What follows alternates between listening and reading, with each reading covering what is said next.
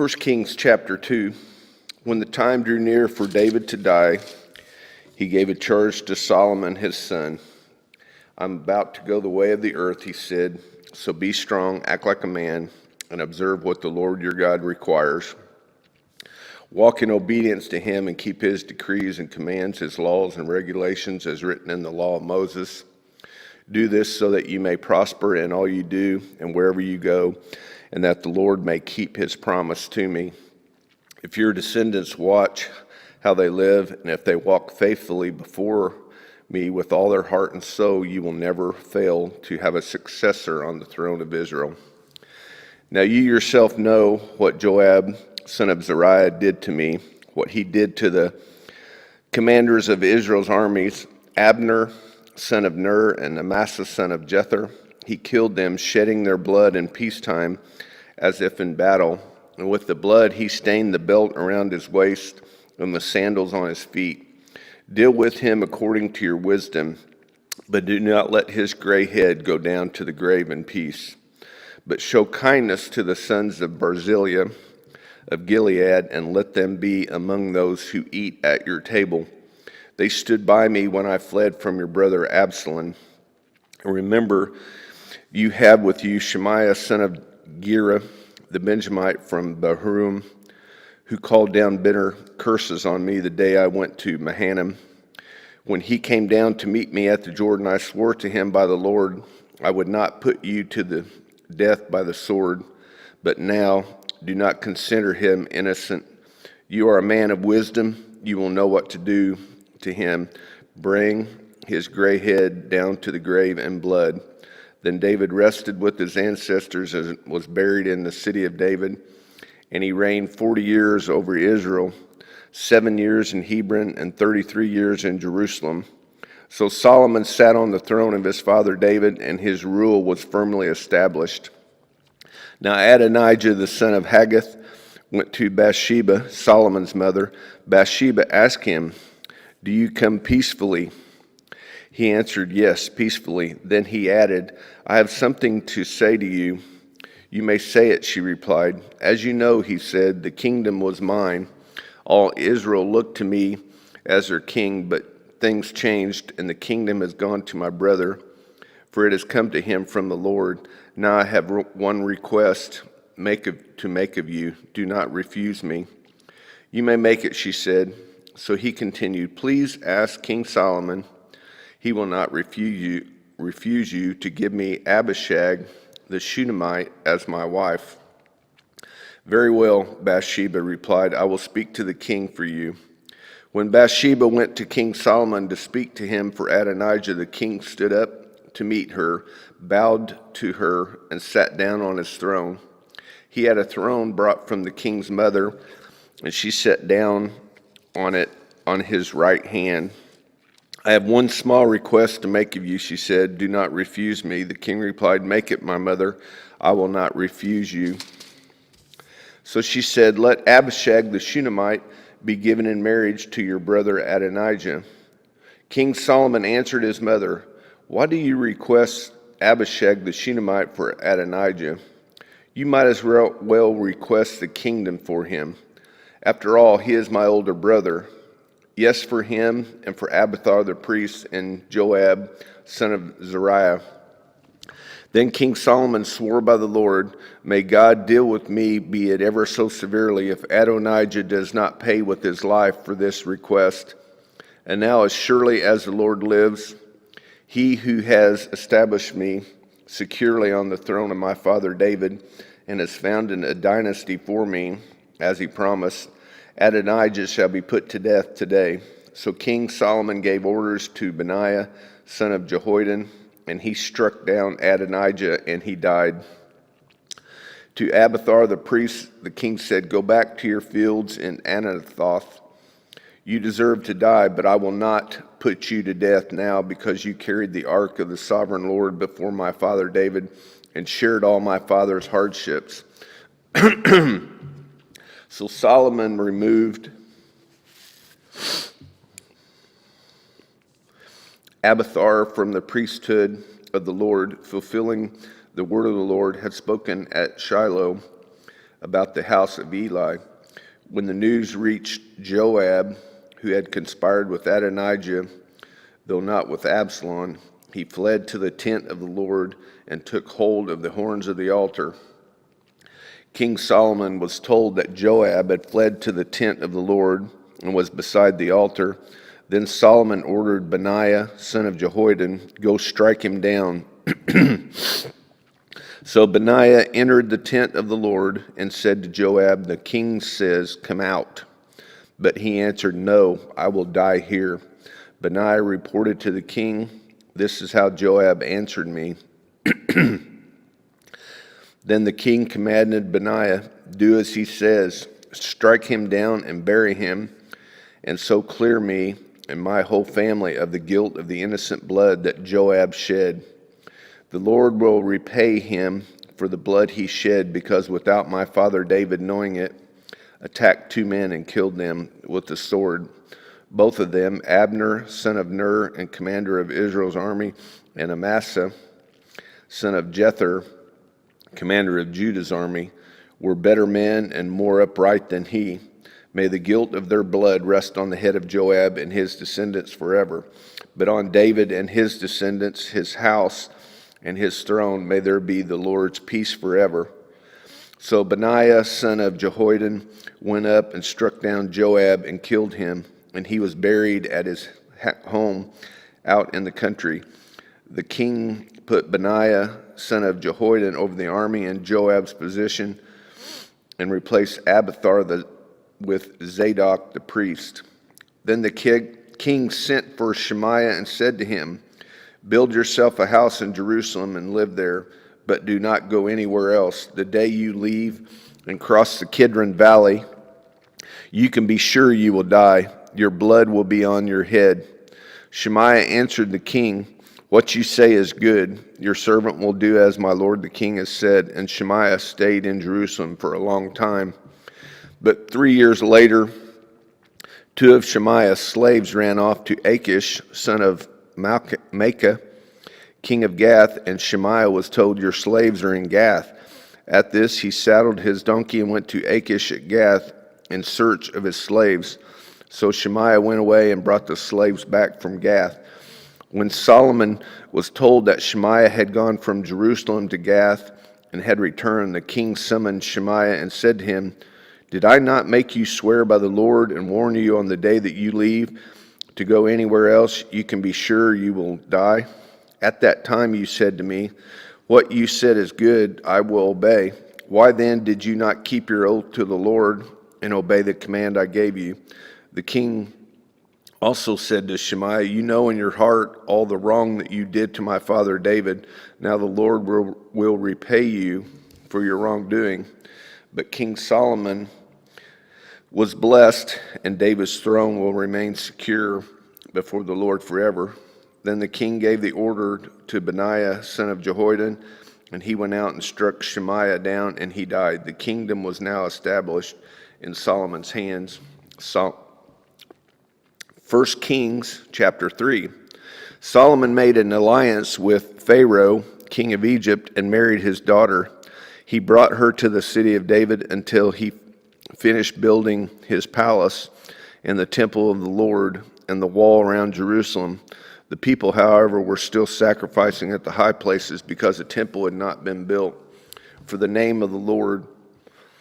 Solomon showed his love for the Lord by walking according to the instructions given him by his father David, except that he offered sacrifices and burned incense on the high places. The king went to Gibeon to offer sacrifices, for that was the most important high place, and Solomon offered 1,000 burnt offerings on the altar. At Gibeah the Lord appeared to Solomon during the night in a dream, and God said, "Ask for whatever you want to give you." Solomon answered, "You have shown greatness to your servant my father David, because he was faithful to you and righteous and upright in heart. You have continued this great kindness to him and had given him a son to sit on his throne this very day. Now the Lord my God, you have made your servant king in place of my father David, but I am only a little child and do not know how to carry my duties. Your servant is here among the people. You have chosen a great people, too numerous to count or number. So give your servant a discerning heart to govern your people and to distinguish between right and wrong. For who is able to govern the great people of yours? The Lord was pleased that Solomon had asked for this, so God said to him, since you have asked for this and not for long life or wealth for yourself, nor have asked for the death of your enemies, but for discernment in administering justice, I will do what you have asked. I will give you a wise and discerning heart, so that there will never have been anyone like you, nor will there ever be. Moreover, I will give you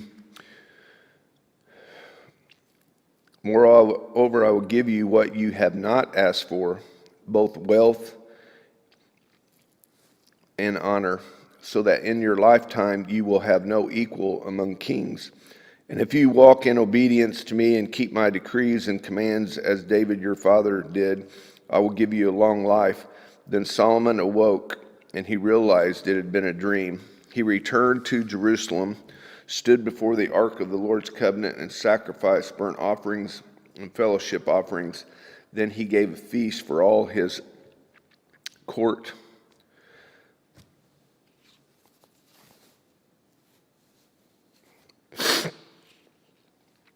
Now, two prostitutes came to the king and stood before him. One of them said, pardon me, my lord, this woman and I live in the same house, and I have a baby while she was there with me. The third day after my child was born, this woman also had a baby. We were alone. There was no one in the house but the two of us.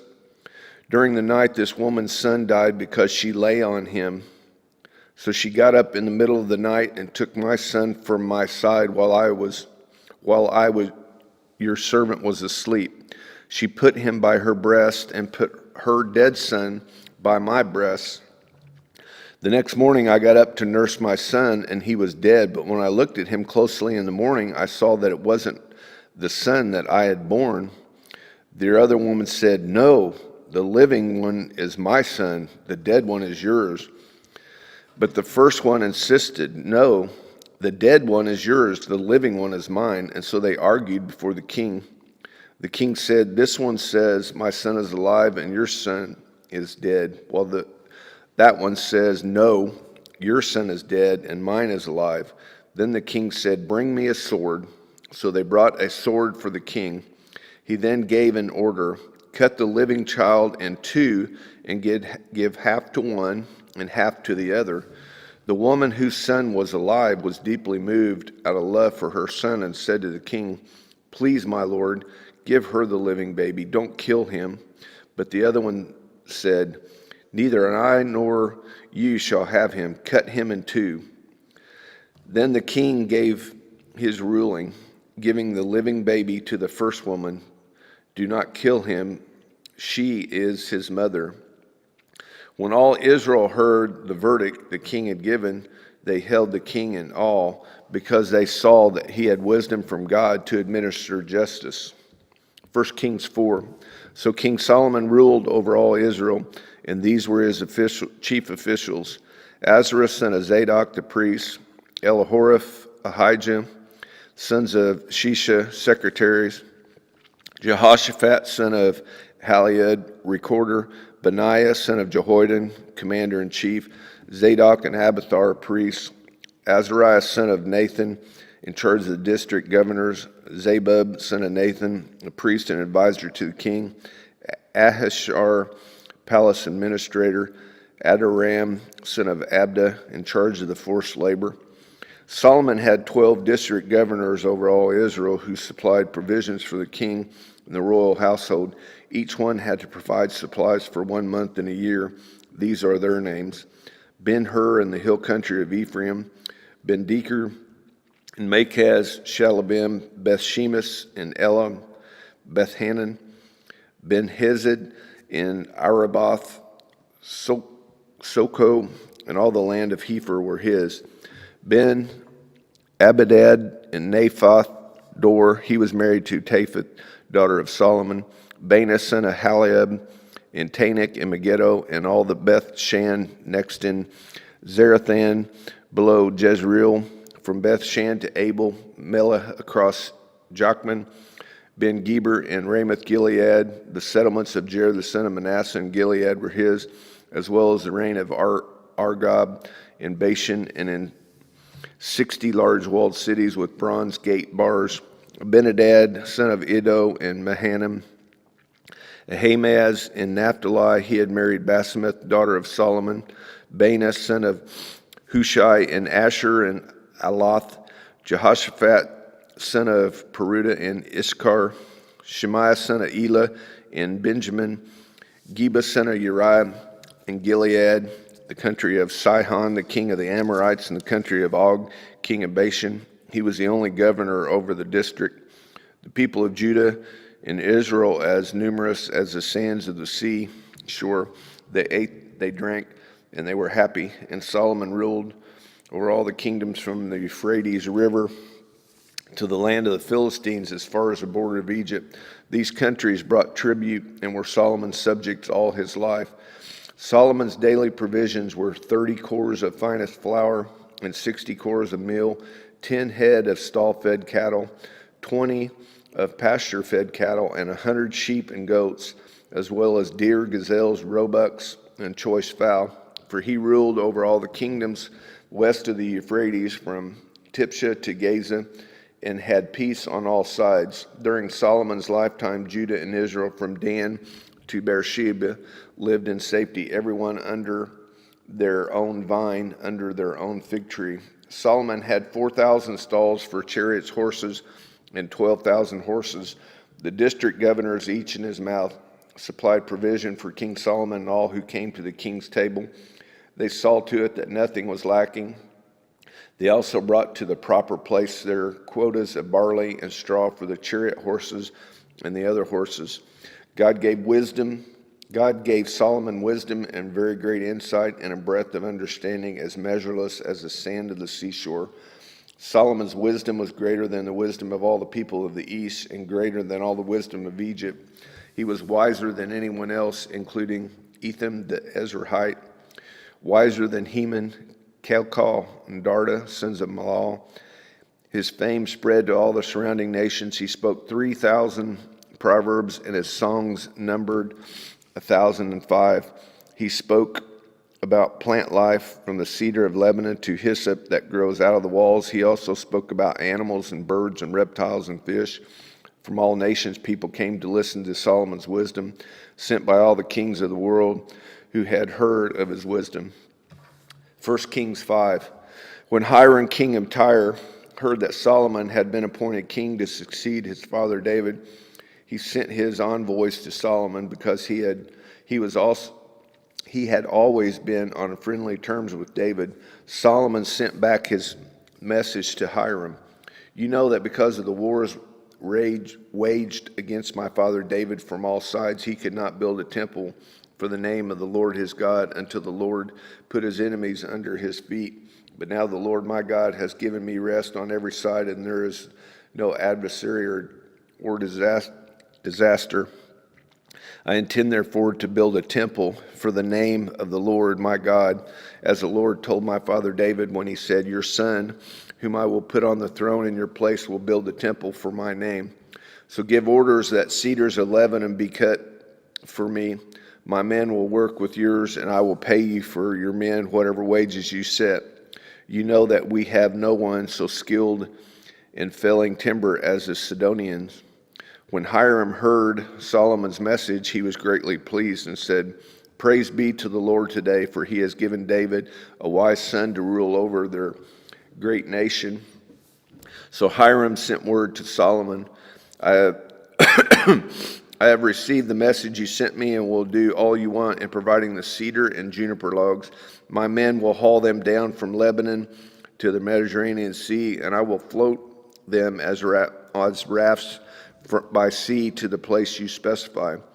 There I will separate them, and you can take them away, and you are to grant my wish by providing food for my royal household.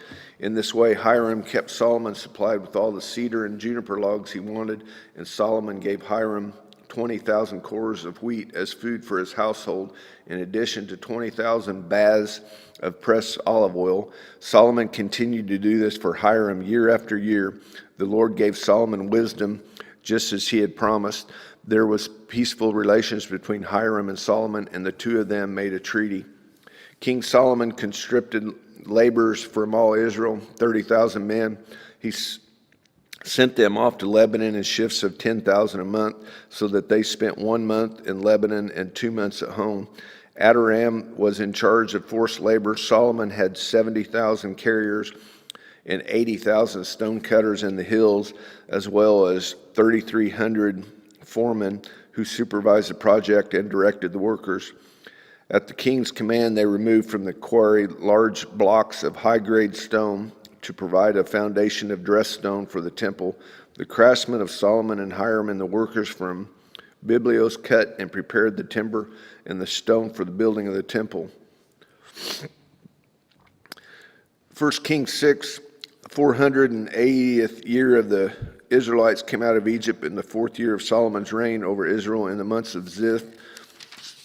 The 2nd month he began to build temple of the Lord. The temple that King Solomon built for the Lord was 60 cubits long, 20 wide, and 30 high. The portico of the front of the main hall of the temple extended the width of the temple, and this is 20 cubits, and projected 10 cubits from the front of the temple. He made narrow windows high up in the temple walls against the walls of the main hall. In the inner sanctuary, he built a structure around the building, in which there was side rooms. The lowest floor was 5 cubits wide, the middle floor 6 cubits, the third floor was 7. And he made offset ledges around the outside of the temple so that nothing would be inserted into the temple walls. In a building the temple, only blocks dressed at the quarry were used, and no hammer, chisel, any of the other iron tools were heard at the temple site while it was being built.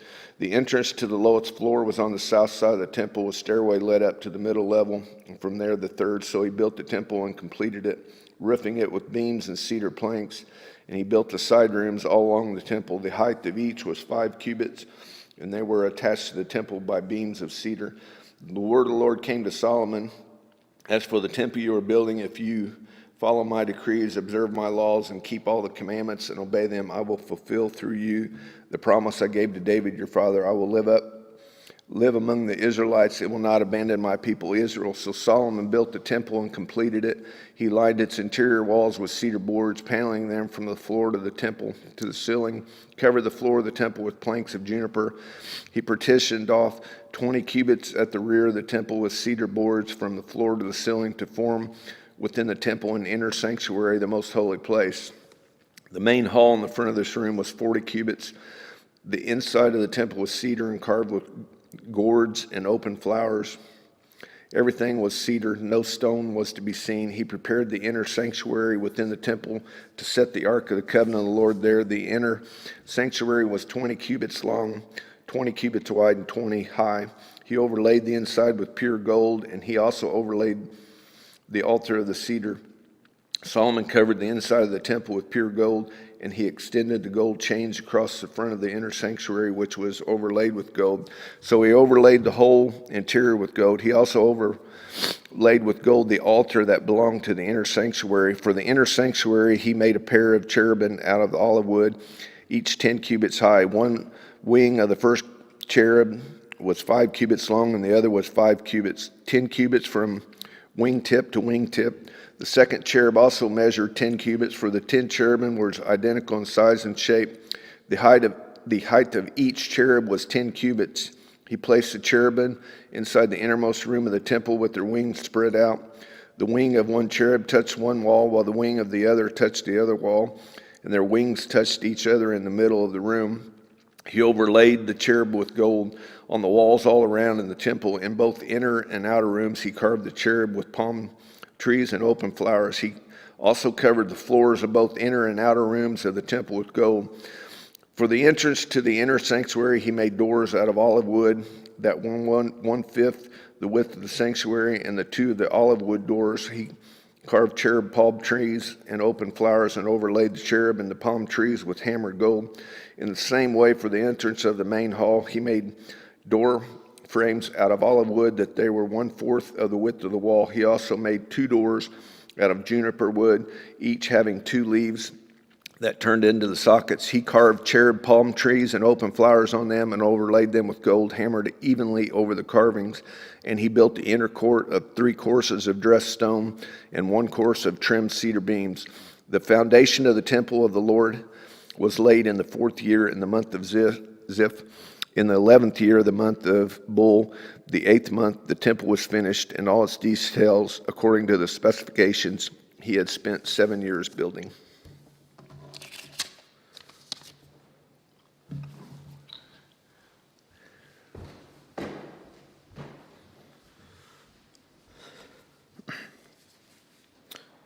First Kings 7. It took Solomon 13 years, however, to complete the construction of his palace. He built the palace of the forest of Lebanon, 100 cubits long, 50 wide, and 30 high, with 4 rows of cedar columns supporting trimmed cedar beams. It was roofed with cedar above the beams that rested on the columns, 45 beams, 15 to a row. Its windows were placed high in sets of 3, facing each other. All the doorways had rectangular frames. They were in the front part in sets of 3 facing each other. He made a colonnade 50 cubits long and 30 wide. In front of it was a portico, and in front of that were pillars and an overhanging roof. He built the throne hall, the hall of justice, where he was to judge, and he covered it with cedar from floor to ceiling. And the palace in which he was to live, set further back, was similar in design. Solomon also made a palace like this hall for Pharaoh's daughter, whom he had married. All these structures, from the outside to the great courtyard and from foundation to eaves, were made of blocks of high-grade stone, cut to size and smoothed on their inner and outer faces. The foundations were laid with large stones of good quality, some measuring 10 cubits and some 8. Above were high-grade stones, cut to size, and cedar beams. The great courtyard was surrounded by a wall of 3 courses of dressed stone and 1 course of trimmed cedar beams, as was the inner courtyard of the temple of the Lord with its portico. King Solomon sent to Tyre and brought Hiram, whose mother was a widow from the tribe of Naphtali, and whose father was from Tyre and a skilled craftsman in bronze. Hiram was filled with wisdom, with understanding, and with knowledge to do all kinds of bronze work. He came to King Solomon and did all the work assigned to him. He cast 2 bronze pillars, each with 18 cubits high and 12 cubits in circumference. He also made 2 capitals of cast bronze to set on the top of the pillars. Each capital was 5 cubits high. A network of interwoven chains adorned the capitals on top of the pillars, 7 for each capital. He made pomegranates in 2 rows, encircling each network to decorate the capitals on top of the pillars. He did the same for each capital. The capitals on top of the pillars in the portico were in the shape of lilies, 4 cubits high. On the capitals of both pillars, above the bowl-shaped part next to the network, were the 200 pomegranates in rows all around. He erected the pillars at the portico of the temple. The pillar to the south he named Jachin, and the one to the north Boaz. The capitals on top were in the shape of lilies. And so the work on the pillars was completed. He made the sea of cast metal, circular in shape, measuring 10 cubits from rim to rim and 5 cubits high. It took a line of 30 cubits to measure around it. Below the rim, gourds encircled it, 10 to a cubit. The gourds were cast in 2 rows in one piece with the sea. The sea stood on 12 bowls, 3 facing north, 3 facing west, 3 facing south, and 3 facing east. The sea rested on top of them, and their hindquarters were toward the center. It was a handbreadth in thickness, and its rim was like the rim of a cup, like a lily blossom. It held 2,000 baths. He also made 10 movable stands of bronze. Each was 4 cubits long, 4 wide, and 3 high. This is how the stands were made. They had side panels attached to uprights. On the panels between the uprights were lions, bulls, and cherubim. and on the uprights as well. Above and below the lions and bulls were wreaths of hammered work. Each stand had 4 bronze wheels with bronze axles, and each had a basin resting on 4 supports cast with wreaths on each side. On the inside of the stand, there was an opening that had a circular frame 1 cubit deep. This opening was round, and with its base work it measured 1.5 cubits. Around its opening there was engraving. The panels of the stands were square, not round. The 4 wheels were under the panels, and the axles of the wheels were attached to the stand. The diameter of each wheel was 1.5 cubits. The wheels were made like chariot wheels. The axles, rims, spokes, and hubs were all of cast metal. Each stand had 4 handles, one on each corner, projecting from the stand. At the top of the stand there was a circular band 0.5 cubit deep. The supports and panels were attached to the top of the stand. He engraved cherubim, lions, and palm trees on the surfaces of the supports and on the panels. In every available space,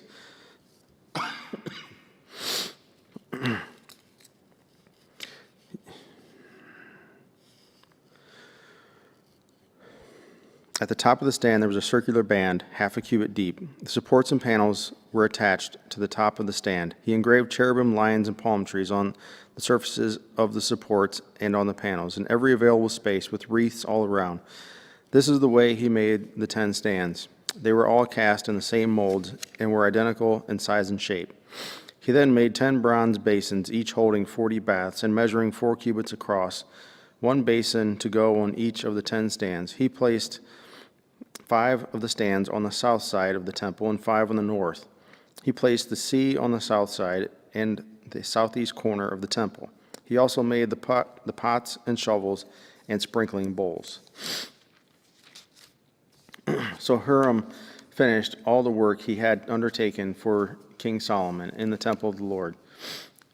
The 2 pillars, the 2 bowl-shaped capitals on top of the pillars, the 2 sets of network decorating the 2 bowl-shaped capitals on top of the pillars, the 400 pomegranates for the 2 sets of network, 2 rows of pomegranates for each network decorating the bowl-shaped capitals on the top of the pillars, the 10 stands with their 10 basins, the sea and the 12 bowls under it, the pots, shovels, and sprinkling bowls.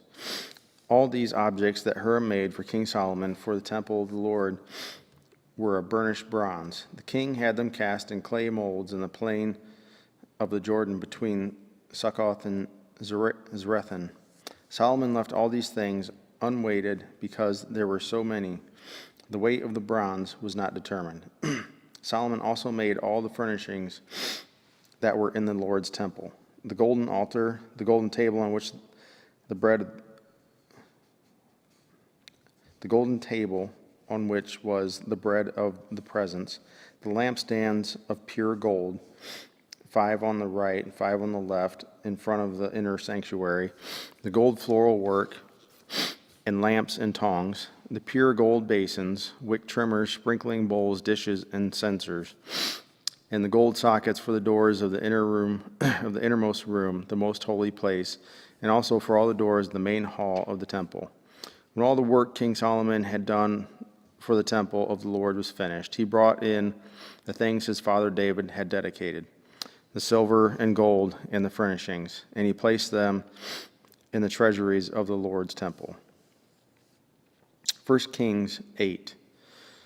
Then King Solomon summoned into his presence at Jerusalem the elders of Israel, all the heads of the tribes, and the chiefs of the Israelite families, to bring up the ark of the Lord's covenant from Zion, the city of David. All the Israelites came together to King Solomon at the time of the festival in the month of Ethanim, the 7th month. When all the elders of Israel had arrived, the priests took up the ark, and they brought up the ark of the Lord and the tent of meeting and all the sacred furnishings in it. The priests and Levites carried them up. The king and King Solomon and the entire assembly of Israel that had gathered about him were before the ark, sacrificing so many sheep and cattle that they could not be recorded or counted. The priests then brought the ark of the Lord's covenant to its place in the inner sanctuary of the temple, the most holy place, and put it beneath the wings of the cherubim. The cherubim spread their wings over the place of the ark and overshadowed the ark and its carrying poles. These poles were so long that their ends could be seen from the holy place in front of the inner sanctuary, but not from the outside of the holy place. And they are still there today. There was nothing in the ark except the 2 stone tablets that Moses had placed in it at Horeb, where the Lord made a covenant with the Israelites after they came out of Egypt. When the priests withdrew from the holy place, the cloud filled the temple of the Lord, and the priests could not perform their service because of the cloud, for the glory of the Lord filled his temple. Then Solomon said, "The Lord has said that he would dwell in a dark cloud. I have indeed built a magnificent temple for you, a place for you to dwell forever." While the whole assembly of Israel was standing there, the king turned around and blessed them. Then he said, "Praise be to the Lord, the God of Israel, who with his own hand has fulfilled what he promised with his own mouth to my father David. For he said, 'Since the day I brought my people Israel out of Egypt, I have not chosen a city in any tribe of Israel to have a temple built so that my name might be there, but I have chosen David to rule my people Israel.' My father David had it in his heart to build a temple for the name of the Lord, the God of Israel. But the Lord said to my father David, 'You did well to have it in your heart to build a temple for my name. Nevertheless, you are not the one to build the temple, but your son, your own flesh and blood. He is the one who will build the temple for my name. The Lord has kept the promise he made. I have succeeded David my father, and now I sit on the throne of Israel, just as the Lord promised, and I have built the temple for the name of the Lord, the God of Israel. I have provided a place there for the ark in which is the covenant of the Lord that he made with our ancestors when he brought them out of Egypt." Then Solomon stood before the altar of the Lord in front of the whole assembly of Israel, spread out his hands toward heaven, and said, "Lord, the God of Israel, there is no God like you in heaven above or on earth below. You who keep your covenant of love with your servants, who continue wholeheartedly in your way. You have kept your promises to your servant David, my father. With your mouth you have promised, and with your hand you have fulfilled it, as it is today.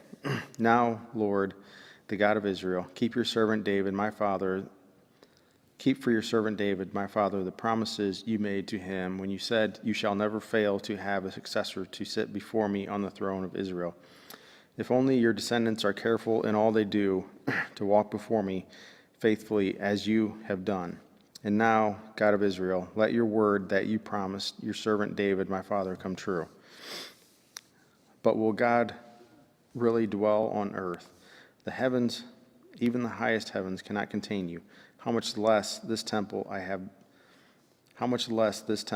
built. Yet I give attention to your servant's prayer and his plea for mercy. Lord my God, hear the cry and the prayer that your servant is praying in your presence this day. May your eyes be open toward this temple night and day, this place which you said, my name shall be there, so that you will hear the prayer of your servant prays toward this place. Hear the supplication of your servant and of your people Israel when they pray toward this place. Hear from heaven, your dwelling place, and when you hear, forgive.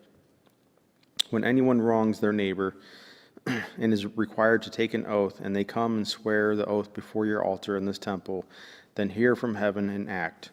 Judge between your servants, condemning the guilty by bringing down on their heads what they have done, and vindicating the innocent by treating them in accordance with their innocence. When your people Israel have been defeated by an enemy because they have sinned against you, and when they turn back to you and give praise to your name, praying and making supplication to you in this temple, then hear from heaven and forgive the sin of your people Israel, and bring them back to the land you gave to their ancestors. When the heavens are shut up, and there is no rain because your people have sinned against you, and when they pray toward this place and give praise to your name, and turn from their sin because you have afflicted them, then hear from heaven and forgive the sin of your servants, your people Israel. Teach them the right way to live, and send rain on the land you gave your people for an inheritance. When famine or plague comes to the land, or blight or mildew, locusts or grasshoppers, or when an enemy besieges them in any of their cities, whatever disaster or disease may come, and when a prayer or plea is made by anyone among your people, Israel, being aware of the afflictions of their own hearts and spreading out their hands toward this temple, then hear from heaven, your dwelling place, forgive and act, deal with everyone according to all they do, since you know their hearts. For you alone know every human heart, so that they will fear you all the time they live in the land you gave your ancestors. As for the foreigner who does not belong to your people, Israel, but has come from a distant land because of your name, for they will hear your great name and your mighty hand and your outstretched arm. When they come and pray toward this temple, then hear from heaven, your dwelling place. Do whatever the foreigners ask of you, so that all the peoples of the earth may know your name and fear you, as do your own people, Israel, and may know that this house I have built bears your name. When your people go to war against their enemies, wherever you send them, and when they pray to the Lord toward the city you have chosen, and the temple I have built for your name, then hear from heaven their prayer and their plea, and uphold their cause. When they sin against you, for there is no one who does not sin, and you become angry with them and give them over to their enemies, who take them captive to their own lands, far away or near, and if they have a change of heart in the land where they are held captive, and repent and plead with you in the land of their captors, and say, we have sinned, we have done wrong, we have acted wickedly, and if they turn back to you with all their heart and soul in the land of their enemies who took them captive, and pray to you toward the land you gave their ancestors, toward the city you have chosen, and the temple I have built for your name, then from heaven, your dwelling place, hear their prayer and their plea, and uphold their cause. And forgive your people who have sinned against you. Forgive all the offenses they have committed against you, and cause their captors to show them mercy. For they are your people and your inheritance, and whom you have brought out of Egypt, out of that iron smelting furnace. May your eyes be open to your servant's plea, and to the plea of your people Israel. And may you listen to them whenever they cry out to you. For you singled them out from all the nations of the world to be your own inheritance, just as you declared through your servant Moses, when you, sovereign Lord, brought our ancestors out of Egypt. When Solomon had finished all these prayers and supplications to the Lord, he rose from before the altar of the Lord, where he had been kneeling with his hands spread out toward heaven. He stood and blessed the whole assembly of Israel in a loud voice, saying, Praise be to the Lord, who has given rest to his people Israel, just as he promised. Not one word has failed of all the good promises he gave through his servant Moses. May the Lord our God be with us as he was with our ancestors. May he never leave us nor forsake us. May he turn our hearts to him, to walk in obedience to him and keep the commands, decrees, and laws he gave our ancestors. And may these words of mine, which I have prayed before the Lord, be near to the Lord our God day and night, that he may uphold the cause of his servant and the cause of his people Israel according to each day's need, so that all the peoples of the earth may know that the Lord is God and that there is no other. And may your hearts be fully committed to the Lord our God, to live by his decrees and obey his commands, as at this time. Then the king and all Israel with him offered sacrifices before the Lord. Solomon offered a sacrifice of fellowship offerings to the Lord, 22,000 cattle and 120,000 sheep and goats. So the king and all the Israelites dedicated the temple to the Lord. And on that same day, the king consecrated the middle part of the courtyard in front of the temple of the Lord. And there he offered burnt offerings, grain offerings, and the fat of the fellowship offerings, because the bronze altar that stood before the Lord was too small to hold the burnt offerings, the grain offerings, and the fat of the fellowship offerings. So Solomon observed the festival at that time, and all Israel with him, a vast assembly.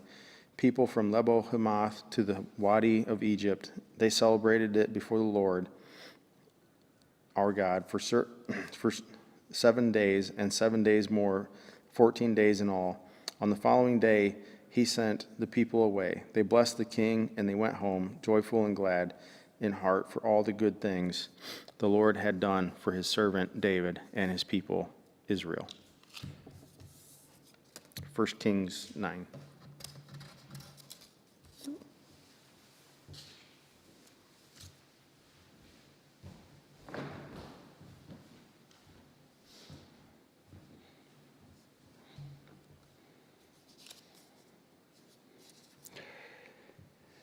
First Kings 9. When Solomon had finished building the temple of the Lord in the royal palace and had achieved all he had desired to do, the Lord appeared to him a second time, as he had appeared to him at Gibeon. The Lord said to him, I have heard the prayer and plea you have made before me. I have consecrated this temple which you have built by putting my name there forever. My eyes and my heart will always be there. As for you, if you walk before me faithfully with integrity of heart and uprightness, as David your father did, and do all I command and observe my decrees and laws, I will establish your royal throne over Israel forever, as I promised David your father when I said, you shall never fail to have a successor on the throne of Israel. But if you turn, or your descendants turn away from me, and do not observe the commands and decrees I have given you, and go off to serve other gods and worship them, then I will cut off Israel from the land I have given them, and will reject this temple I have consecrated for my name. Israel will then become a byword and an object of ridicule among all peoples. This temple will become a heap of rubbish. All who pass by will be appalled and will scoff and say, why has the Lord done such a thing to this land and to this temple? People will answer, because they have forsaken the Lord their God, who brought their ancestors out of Egypt, and have embraced other gods, worshiping and serving them. That's why the Lord brought all this disaster on them. At the end of 20 years, during which Solomon built these two buildings, the temple of the Lord and the royal palace, King Solomon gave 20 towns in Galilee to Hiram, king of Tyre, because Hiram had supplied him with all the cedar and juniper and gold he wanted. But when Hiram went from Tyre to see the towns that Solomon had given him, he was not pleased with them. What kind of towns are these you have given me, my brother? He asked. And he called them the land of Kabul, a name they have to this day. Now Hiram had sent to the king 120 talents of gold. Here's the account of the forced labor King Solomon conscripted to build the Lord's temple, his own palace, the terraces, the wall of Jerusalem, and Hazor, Megiddo, and Gezer. Pharaoh, king of Egypt, had attacked and captured Gezer. He had set it on fire. He killed its Canaanite inhabitants and then gave it as a wedding gift to his daughter, Solomon's wife. And Solomon rebuilt Gezer. He built up Lower Beth-horon, Baalath, and Tadmor in the desert within his land, as well as all his store cities and the towns of his chariots and for his horses.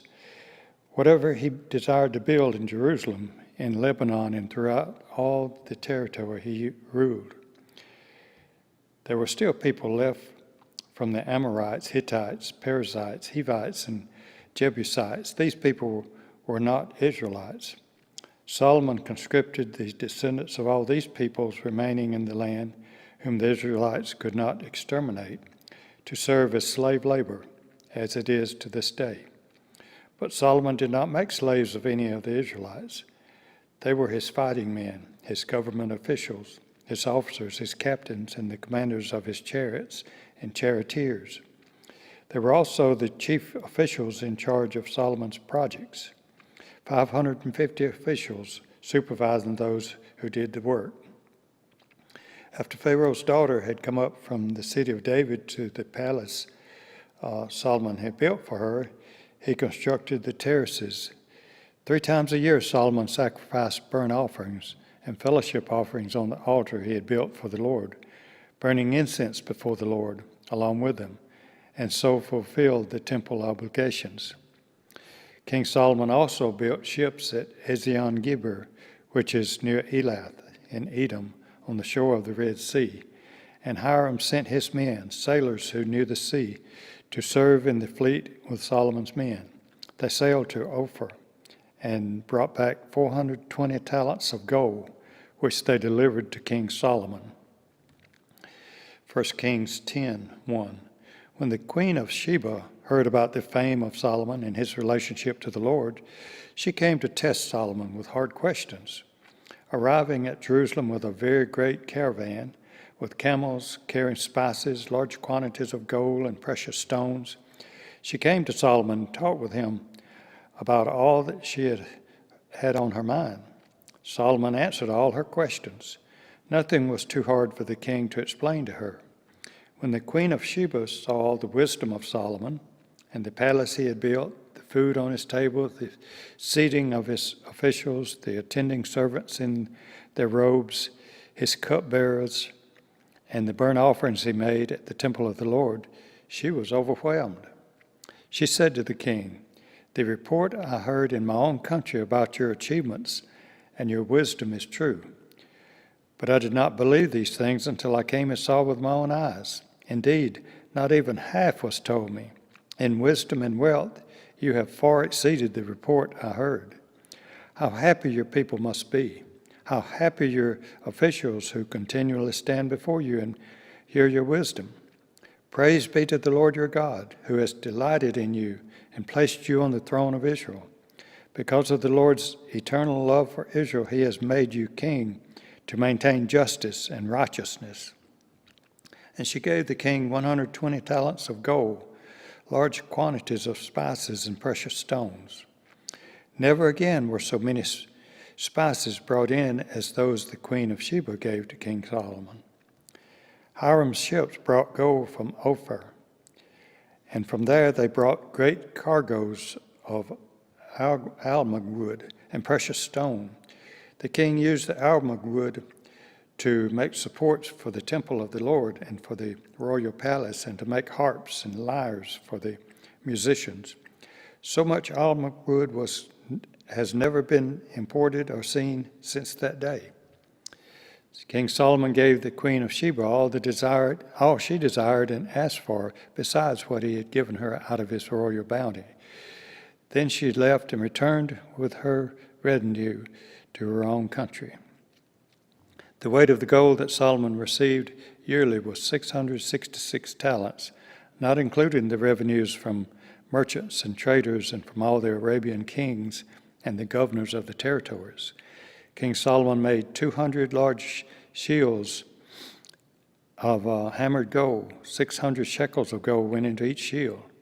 He also made 300 small shields of hammered gold, with 3 minas of gold in each shield. The king put them in the palace of the forest of Lebanon.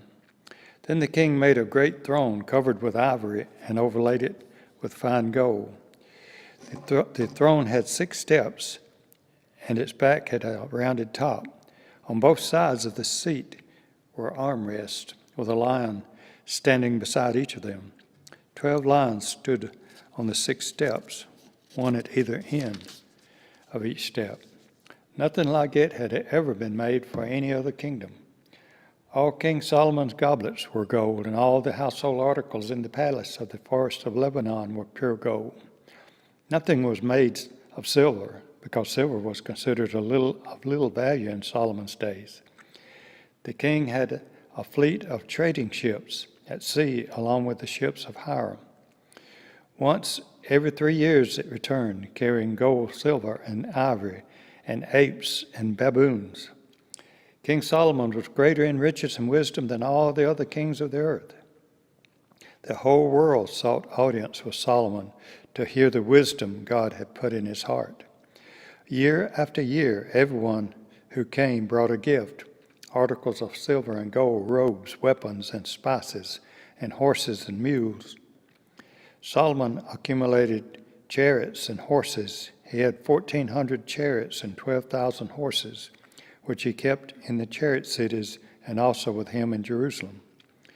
The king made silver as common in Jerusalem as stones, and cedar as plentiful as sycamore fig trees in the foothills. Solomon's horses were imported from Egypt and from Kue. The royal merchants purchased them from Kue at the current price. They imported a chariot from Egypt for 600 shekels of silver and a horse for 150. They also exported them to all the kings of the Hittites and of the Arameans. 1 Kings 11:1.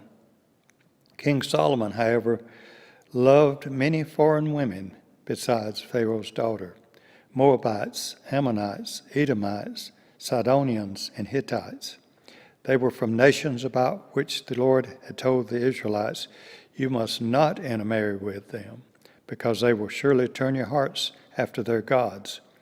Nevertheless, Solomon held fast to them in love. He had 700 wives of royal birth and 300 concubines, and his wives led him astray. As Solomon grew old, his wives turned his heart after other gods, and his heart was not fully devoted to the Lord his God, as the heart of David his father had been.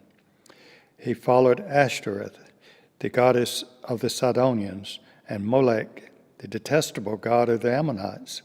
So Solomon did evil in the eyes of the Lord. He did not follow the Lord completely as David his father had done.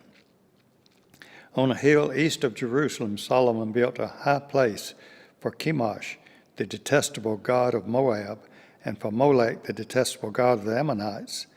He did the same for all his foreign wives, who burned incense and offered sacrifices to their gods. The Lord became angry with Solomon because his heart had turned away from the Lord, the God of Israel, who had appeared to him twice. Although he had forbidden Solomon to follow other gods, Solomon did not keep the Lord's command. So the Lord said to Solomon, "Since this is your attitude, and you have not kept my covenant and my decrees which I commanded you, I will most certainly tear the kingdom away from you and give it to one of your subordinates. Nevertheless, for the sake of David your father, I will not do it during your lifetime. I will tear it out of the hand of your son. Yet I will not tear the whole kingdom from him, but will give him one tribe for the sake of David my servant, and for the sake of Jerusalem, which I have chosen." Then the Lord raised up against Solomon an adversary, Hadad the Edomite, from the royal line of Edom. Earlier, when David was fighting with Edom, Joab, the commander of the army, who had gone up to bury the dead, had struck down all the men of Edom. Joab and all the Israelites stayed there for 6 months until they had destroyed all the men in Edom.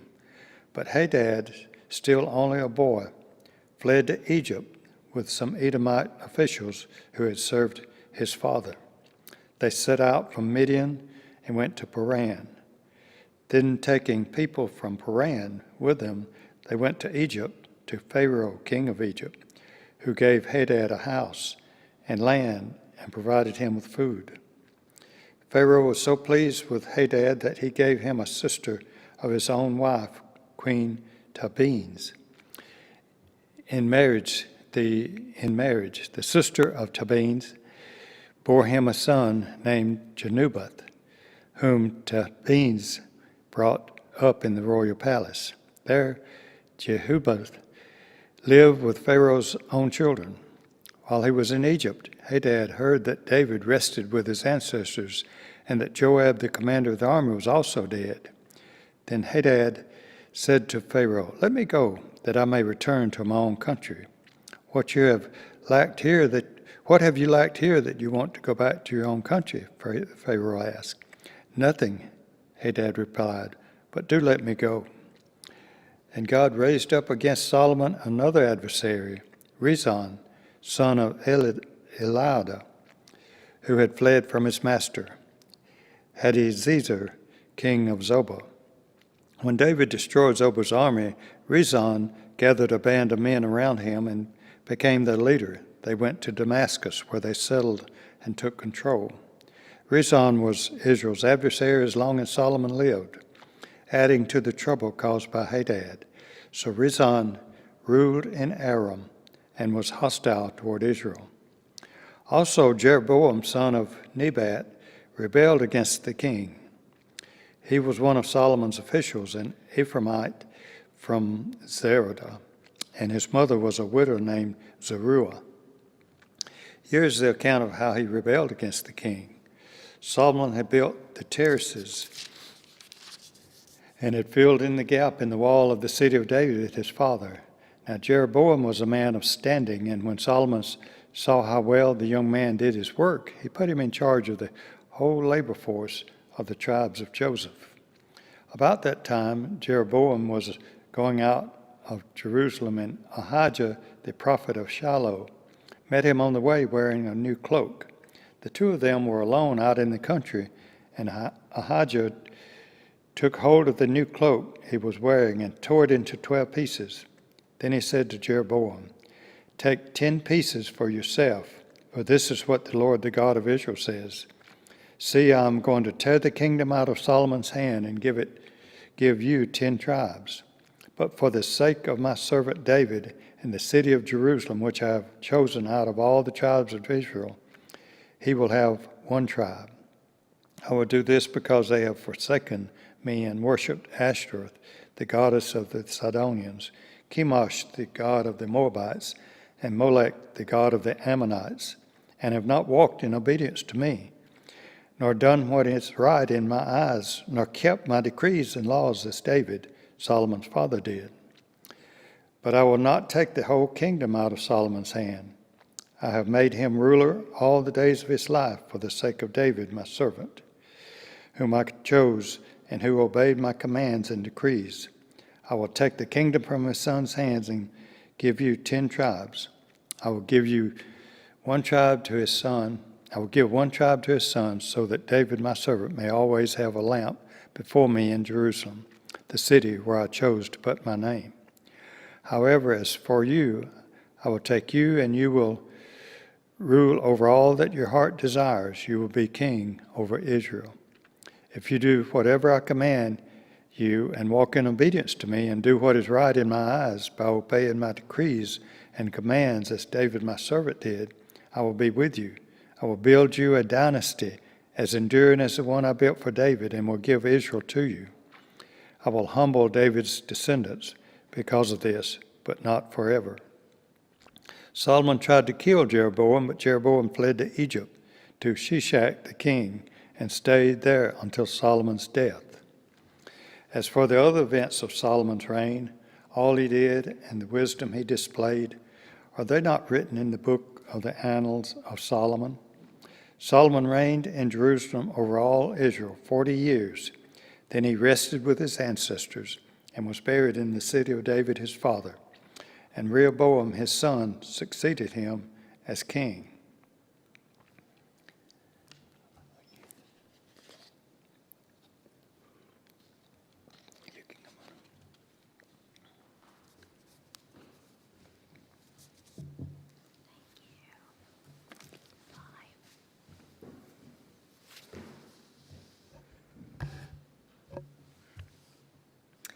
Rehoboam went to Shechem, for all Israel had gone there to make him king. When Jeroboam, son of Nebat, heard this, he was still in Egypt, where he had fled from King Solomon. He returned from Egypt. So they sent for Jeroboam, and he and the whole assembly of Israel went to Rehoboam and said to him, "Your father has put a heavy yoke on us, but now lighten the harsh labor and the heavy yoke you put on us, and we will serve you." Rehoboam answered, "Go away for 3 days, and then come back to me." So the people went away.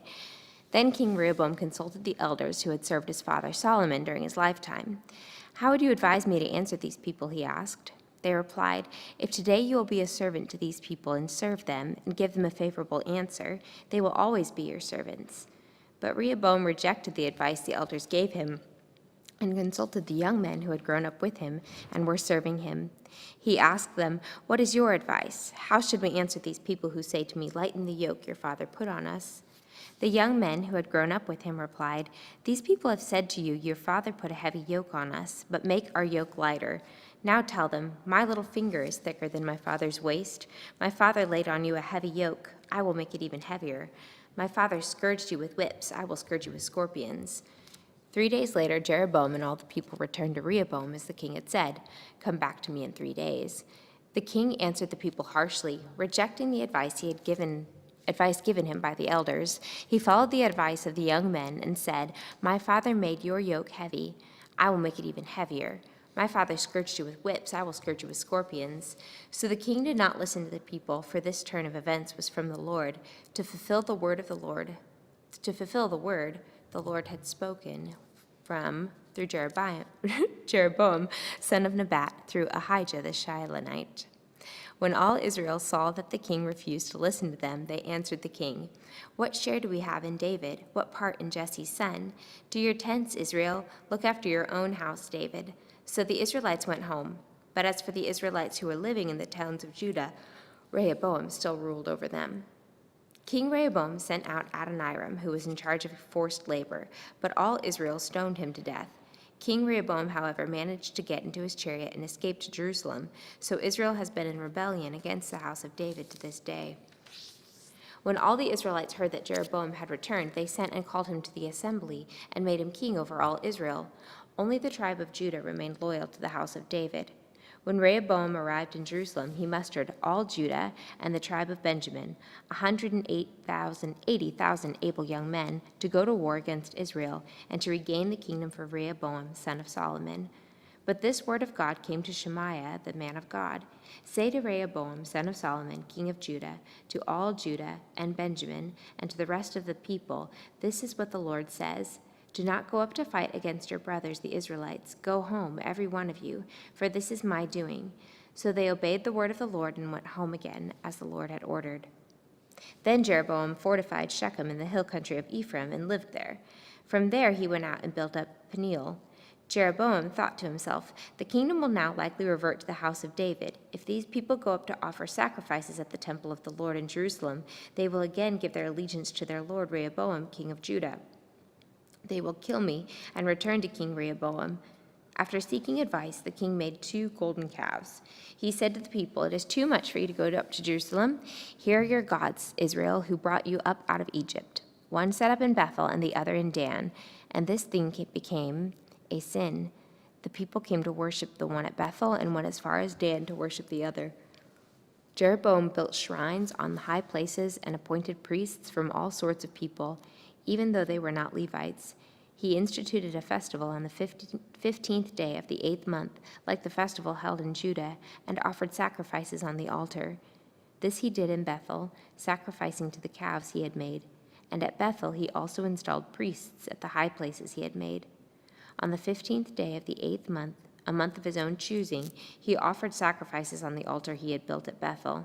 So he instituted the festival for the Israelites and went up to the altar to make offerings.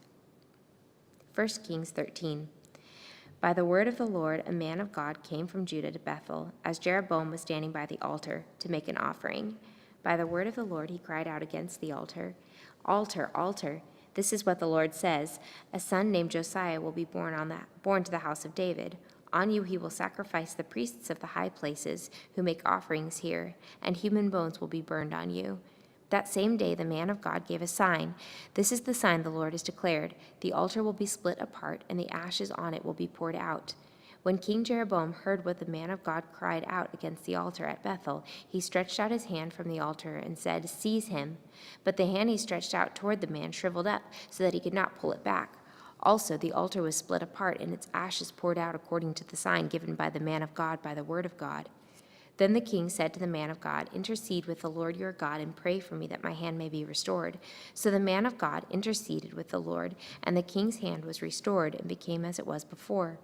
The king said to the man of God, "Come home with me for a meal, and I will give you a gift." But the man of God answered the king, "Even if you were to give me half your possessions, I would not go with you, nor would I eat bread or drink water here. For I was commanded by the word of the Lord, you must not eat bread or drink water or return by the way you came." So he took another road and did not return by the way he had come to Bethel.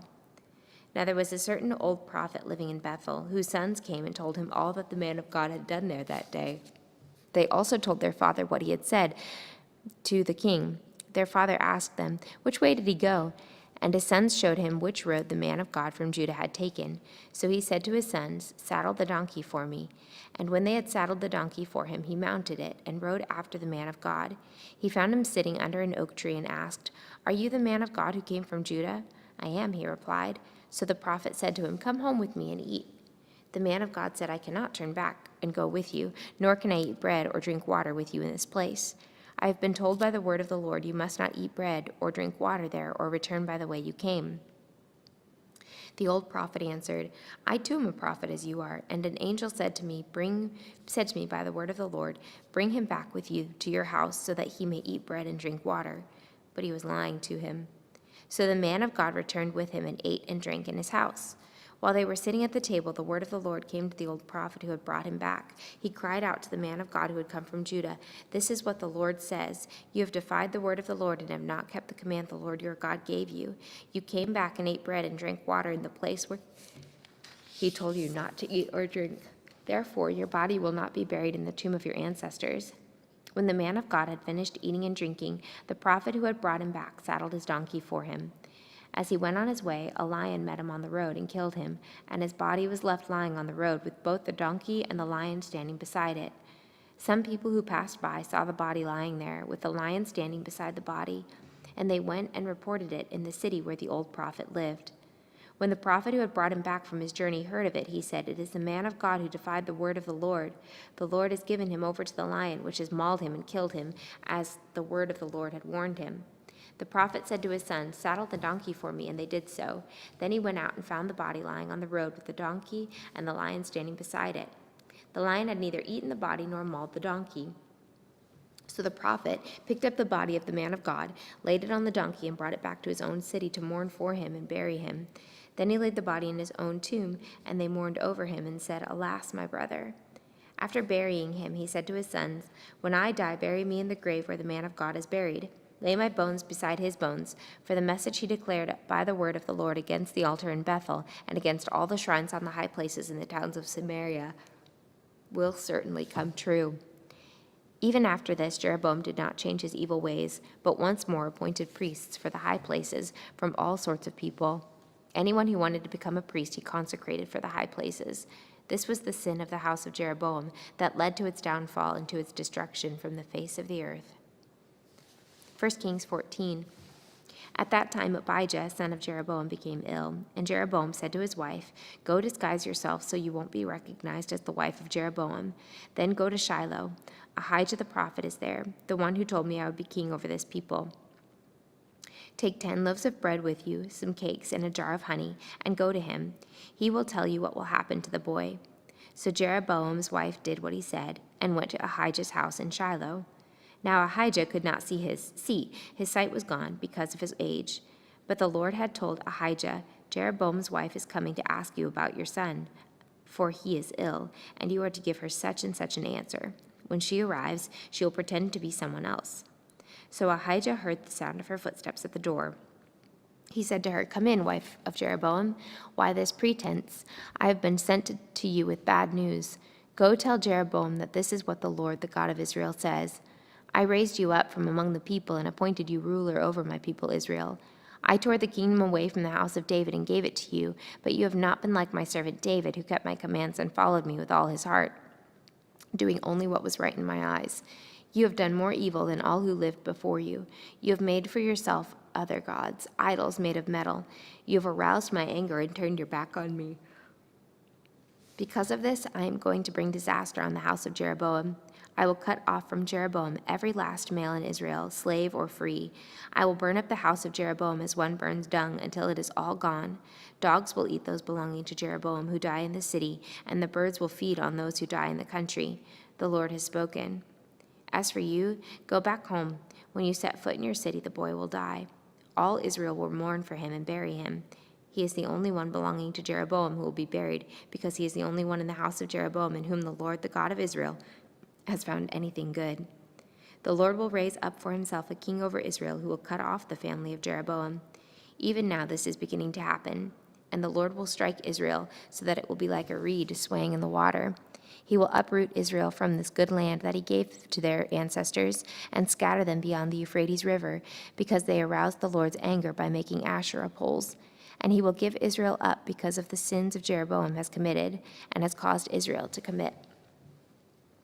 Then Jeroboam's wife got up and left and went to Tirzah. As soon as she stepped over the threshold of the house, the boy died. They buried him, and all Israel mourned for him, as the Lord had said through his servant, the prophet Ahijah. The other events of Jeroboam's reign, his wars, and how he ruled are written in the book of the annals of the kings of Israel. He reigned for 22 years and then rested with his ancestors, and Nadab his son succeeded him as king. Rehoboam, son of Solomon, was king in Judah. He was 41 years old when he became king, and he reigned 17 years in Jerusalem, the city the Lord had chosen out of all the tribes of Israel in which to put his name. His mother's name was Naamah. She was an Ammonite. Judah did evil in the eyes of the Lord. By the sins they committed, they stirred up his jealous anger more than those who were before them had done. They also set up for themselves high places, sacred stones and Asherah poles on every high hill and under every spreading tree. There were even male shrine prostitutes in the land. The people engaged in all the detestable practices of the nations the Lord had driven out before the Israelites. In the 5th year, King Rehoboam, Shishak, king of Egypt, attacked Jerusalem. He carried off the treasures of the temple of the Lord and the treasures of the royal palace. He took everything, including all the gold shields Solomon had made. So King Rehoboam made bronze shields to replace them and assigned these to the commanders of the guard on duty at the entrance to the royal palace. Whenever the king went to the Lord's temple, the guards bore the shields, and afterward they returned them to the guard room. As for the other events of Rehoboam's reign and all he did, are they not written in the book of the annals of the kings of Judah? There was continual warfare between Rehoboam and Jeroboam. And Rehoboam rested with his ancestors and was buried with them in the city of David. His mother's name was Naamah. She was an Ammonite, and Abijah his son succeeded him as king. 1 Kings 15. In the 18th year of the reign of Jeroboam, son of Nebat, Abijah became king of Judah, and he reigned in Jerusalem 3 years. His mother's name was Maacah, daughter of Abishalom. He committed all the sins his father had done before him. His heart was not fully devoted to the Lord his God, as the heart of David his forefather had been. Nevertheless, for David's sake, the Lord his God gave him a lamp in Jerusalem, by raising up a son to succeed him and by making Jerusalem strong. For David had done what was right in the eyes of the Lord, and had not failed to keep any of the Lord's commands all the days of his life, except in the case of Uriah the Hittite. There was a war between Abijah and Jeroboam throughout Abijah's lifetime. As for the other events of Abijah's reign and all he did, are they not written in the book of the annals of the kings of Judah? There was war between Abijah and Jeroboam, and Abijah rested with his ancestors and was buried in the city of David. But Asa his son succeeded him as king. In the 20th year of Jeroboam, king of Israel, Asa became king of Judah, and he reigned in Jerusalem 41 years. His grandmother's name was Maacah, daughter of Abishalom. Asa did what was right in the eyes of the Lord, as his father David had done. He expelled the male shrine prostitutes from the land and got rid of all the idols his ancestors had made. He even deposed his grandmother Maacah from her position as queen mother because she had made a repulsive image for the worship of Asherah. Asa cut it down and burned it in the Kidron Valley. Although he did not remove the high places, Asa's heart was fully committed to the Lord all his life. He brought into the temple of the Lord the silver and gold and the articles that he and his father had dedicated. There was war between Asa and Baasha, king of Israel, throughout their reigns. Baasha, king of Israel, went up against Judah and fortified Ramah to prevent anyone from leaving or entering the territory of Asa, king of Judah. Asa then took all the silver and gold that was left in the treasuries of the Lord's temple and of his own palace. He entrusted it to his officials and sent them to Ben-Hadad, son of Tabermon, the son of Hezion, the king of Aram, who was ruling in Damascus. "Let there be a treaty between me and you," he said, "as there was between my father and your father. See, I am sending you a gift of silver and gold. Now break your treaty with Baasha, king of Israel, so he will withdraw from me." Ben-Hadad agreed with King Asa and sent the commanders of his forces against the towns of Israel.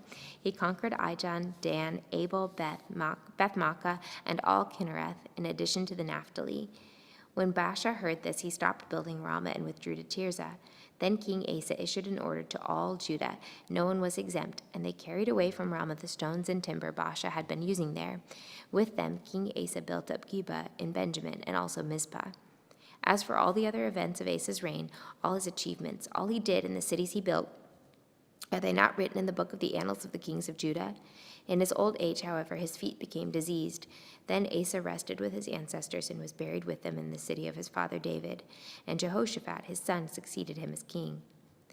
Nadab, son of Jeroboam, became king of Israel in the 2nd year of Asa, king of Judah. And he reigned over Israel 2 years. He did evil in the eyes of the Lord, following the ways of his father and committing the same sin his father had caused Israel to commit.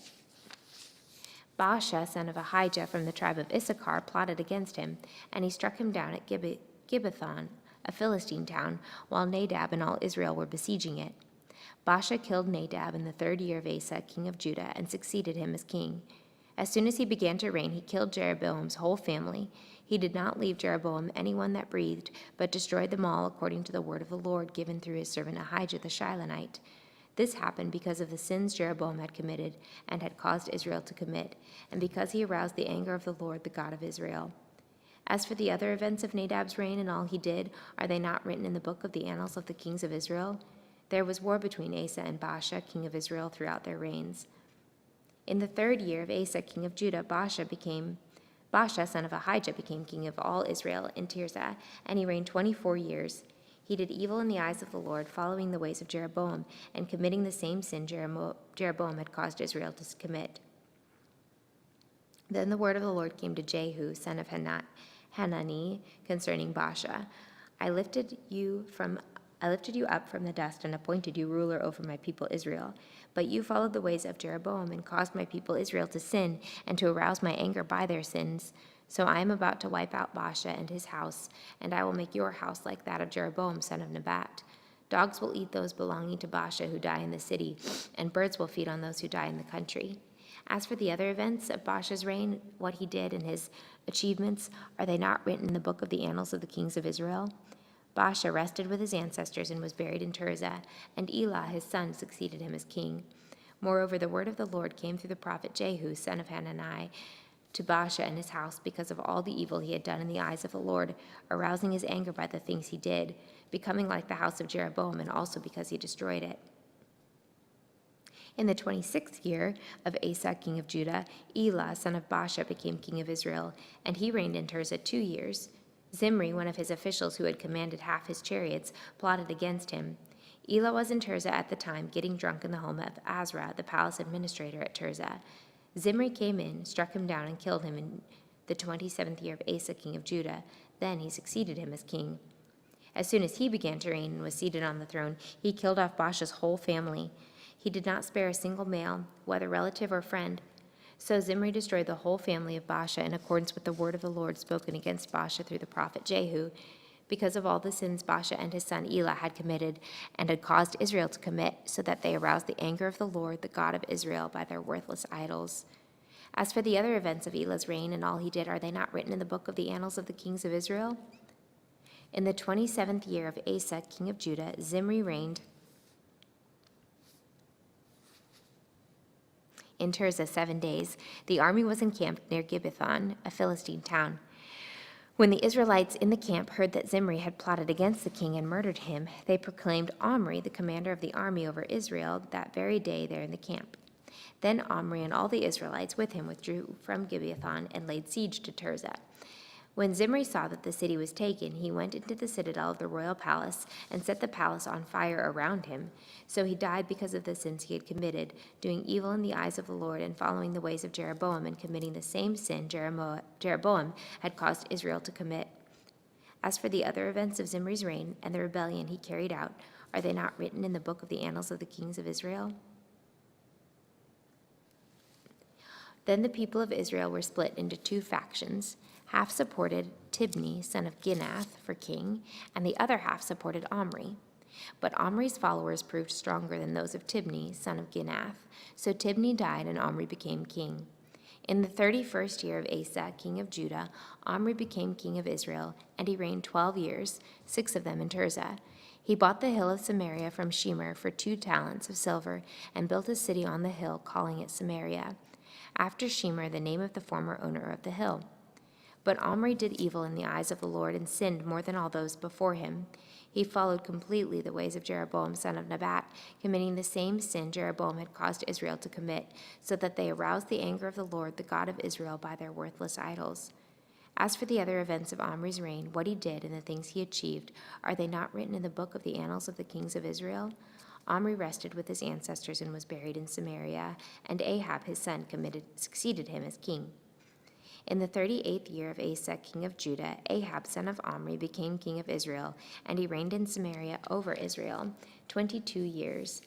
Ahab, son of Omri, did more evil in the eyes of the Lord than any of those before him.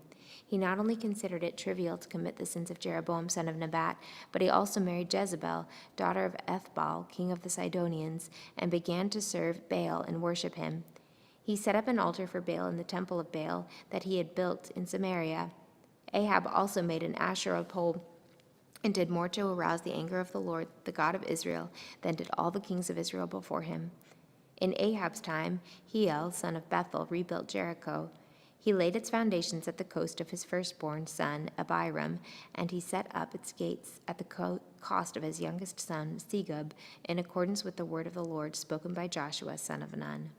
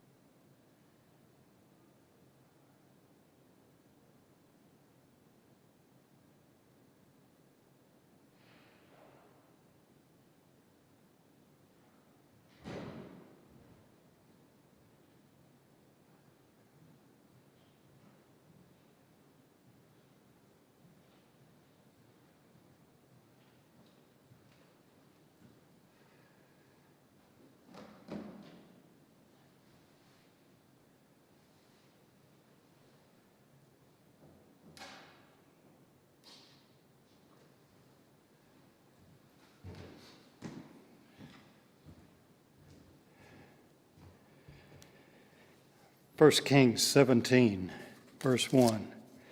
Now Elijah the Tishbite from Tishbe in Gilead said to Ahab, As the Lord, the God of Israel lives, whom I serve, there will be neither dew nor rain in the next few years, except at my word.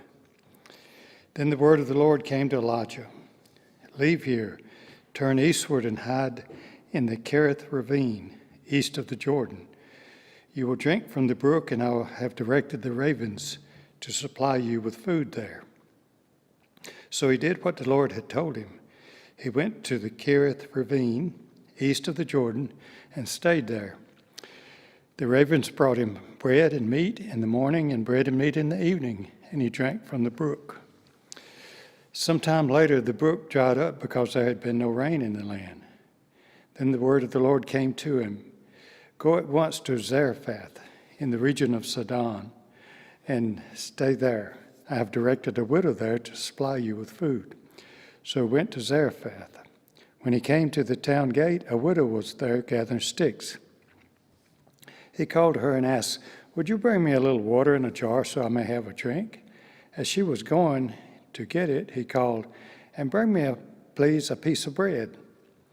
"As surely as the Lord your God lives," she replied, "I don't have any bread, only a handful of flour in a jar and a little olive oil in a jug. I am gathering a few sticks to take home and make a meal for myself and my son, that we may eat it and die." Elijah said to her, "Don't be afraid. Go home and do as you have said. But first, make a small loaf of bread for me from what you have and bring it to me, and then make something for yourself and your son. For this is what the Lord, the God of Israel, says: the jar of flour will not be used up, and the jug of oil will not run dry until the day the Lord sends rain on the land." She went away and did as Elijah had told her. So there was food every day for Elijah and for the woman and her family. For the jar of flour was not used up, and the jug of oil did not run dry, in keeping with the word of the Lord spoken by Elijah. Sometime later, the son of the woman who owned the house became ill. He grew worse and worse and finally stopped breathing. She said to Elijah, "What do you have against me, man of God? Did you come to remind me of my sin and kill my son?" "Give me your son," Elijah replied. He took him from her arms, carried him to the upper room where he was staying, and laid him on his bed. Then he cried out to the Lord, "Lord my God, have you brought tragedy even on this widow I'm staying with by causing her son to die?" Then he stretched himself out on the boy 3 times and cried out to the Lord, "Lord my God, let this boy's life return to him."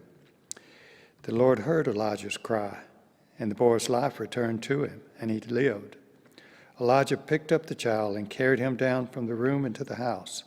He gave him to his mother and said, "Look, your son is alive." Then the woman said to Elijah, "Now I know that you are a man of God, and the word of the Lord from your mouth is the truth." 1 Kings 18:1. After a long time in the 3rd year, the word of the Lord came to Elijah.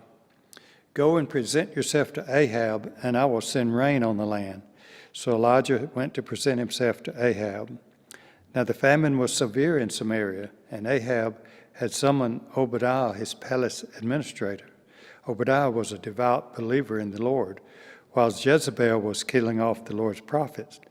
Obadiah had taken 100 prophets and hidden them in 2 caves, 50 in each, and had supplied them with food and water. Ahab had said to Obadiah, "Go through the land to all the springs and valleys. Maybe we can find some grass to keep the horses and mules alive so we will not have to kill any of our animals." So they divided the land they were to cover, Ahab going in one direction and Obadiah in another. As Obadiah was walking along, Elijah met him. Obadiah recognized him, bowed down to the ground, and said, "Is it really you, my lord Elijah?" "Yes," he replied. "Go tell your master Elijah is here." "What have I done wrong," asked Obadiah, "that you are handing your servant over to Ahab to be put to death? As surely as the Lord your God lives, there is not a nation or kingdom where my master has not sent someone to look for you. And whenever a nation or kingdom claimed you were not there, he made them swear they could not find you. But now you tell me to go to my master and say, 'Elijah is here'? I don't know where the Spirit of the Lord may carry you when I leave you. If I go and tell Ahab and he doesn't find you, he will kill me. Yet I, your servant, have worshipped the Lord since my youth. Haven't you heard, my Lord, what I did while Jezebel was killing the prophets of the Lord? I hid 100 of the Lord's prophets in 2 caves, 50 in each, and supplied them with food and water. And now you tell me to go to my master and say, Elijah is here? He will kill me. Elijah said, as the Lord Almighty lives, whom I serve, I will surely present myself to Ahab today. So Obadiah went to meet Ahab and told him, and Ahab went to meet Elijah. When he saw Elijah, he said to him, is that you, you troubler of Israel? I have not made trouble for you, Israel, Elijah replied, but you and your father's family have. You have abandoned the Lord's commands and have followed the Baals. Now summon the people from all over Israel to meet me on Mount Carmel, and bring the 450 prophets of Baal and the 400 prophets of Asherah who eat at Jezebel's table. So Ahab sent word throughout all Israel and assembled the prophets on Mount Carmel. Elijah went before the people and said, how long will you waver between two opinions? If the Lord is God, follow him. But if Baal is God, follow him. But the people said nothing. Then Elijah said to them, I am the only one of the Lord's prophets left, but Baal has 450 prophets. Get 2 bulls for us. Let Baal's prophets choose one for themselves, and let them cut it into pieces and put it on the wood, but not set fire to it. I will prepare the other bull and put it on the wood, but not set fire to it. Then you call on the name of your God, and I will call on the name of the Lord. The God who answers by fire, he is God. Then all the people said, what you say is good. Elijah said to the prophets of Baal, choose one of the bulls and prepare it first, since there are so many of you. Call on the name of your God, but do not light the fire. So they took the bull given them and prepared it. Then they called on the name of Baal from morning till noon. Baal, answer us, they shouted, but there was no response. No one answered, and they danced around the altar they had made. At noon, Elijah began to taunt them. Shout louder, he said. Surely he is a god. Perhaps he is deep in thought or busy or traveling. Maybe he is sleeping and must be awakened. So they shouted louder and slashed themselves with swords and spears, as was their custom, until their blood flowed.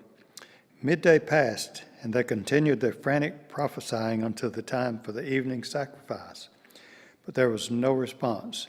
No one answered. No one paid attention. Then Elijah said to all the people, come here to me. They came to him, and he repaired the altar of the Lord, which had been torn down. Elijah took 12 stones, one for each of the tribes descended from Jacob, to whom the word of the Lord had come, saying, your name shall be Israel.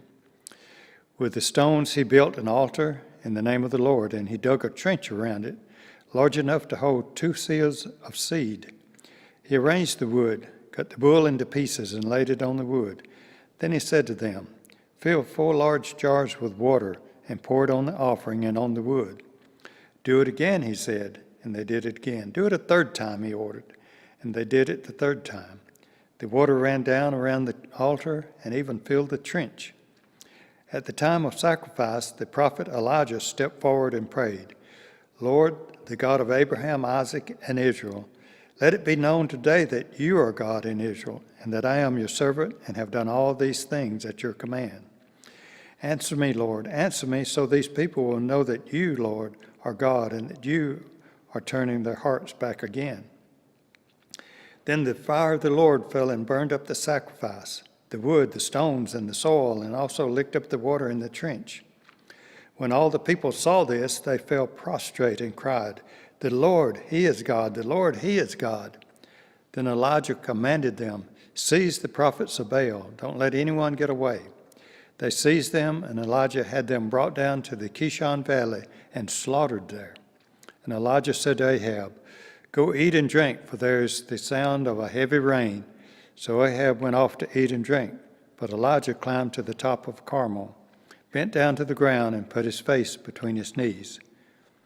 Go and look toward the sea, he told his servants. And he went up and looked. There is nothing there, he said. 7 times Elijah said, go back. The seventh time the servant reported a cloud as small as a man's hand. A cloud as small as a man's hand is rising from the sea. So Elijah said, "Go and tell Ahab, hitch up your chariot and go down before the rain stops you." Meanwhile, the sky grew black with clouds. The wind rose, a heavy rain started falling, and Ahab rode off to Jezreel. The power of the Lord came on Elijah, tucking his cloak into his belt. He ran ahead of Ahab all the way to Jezreel.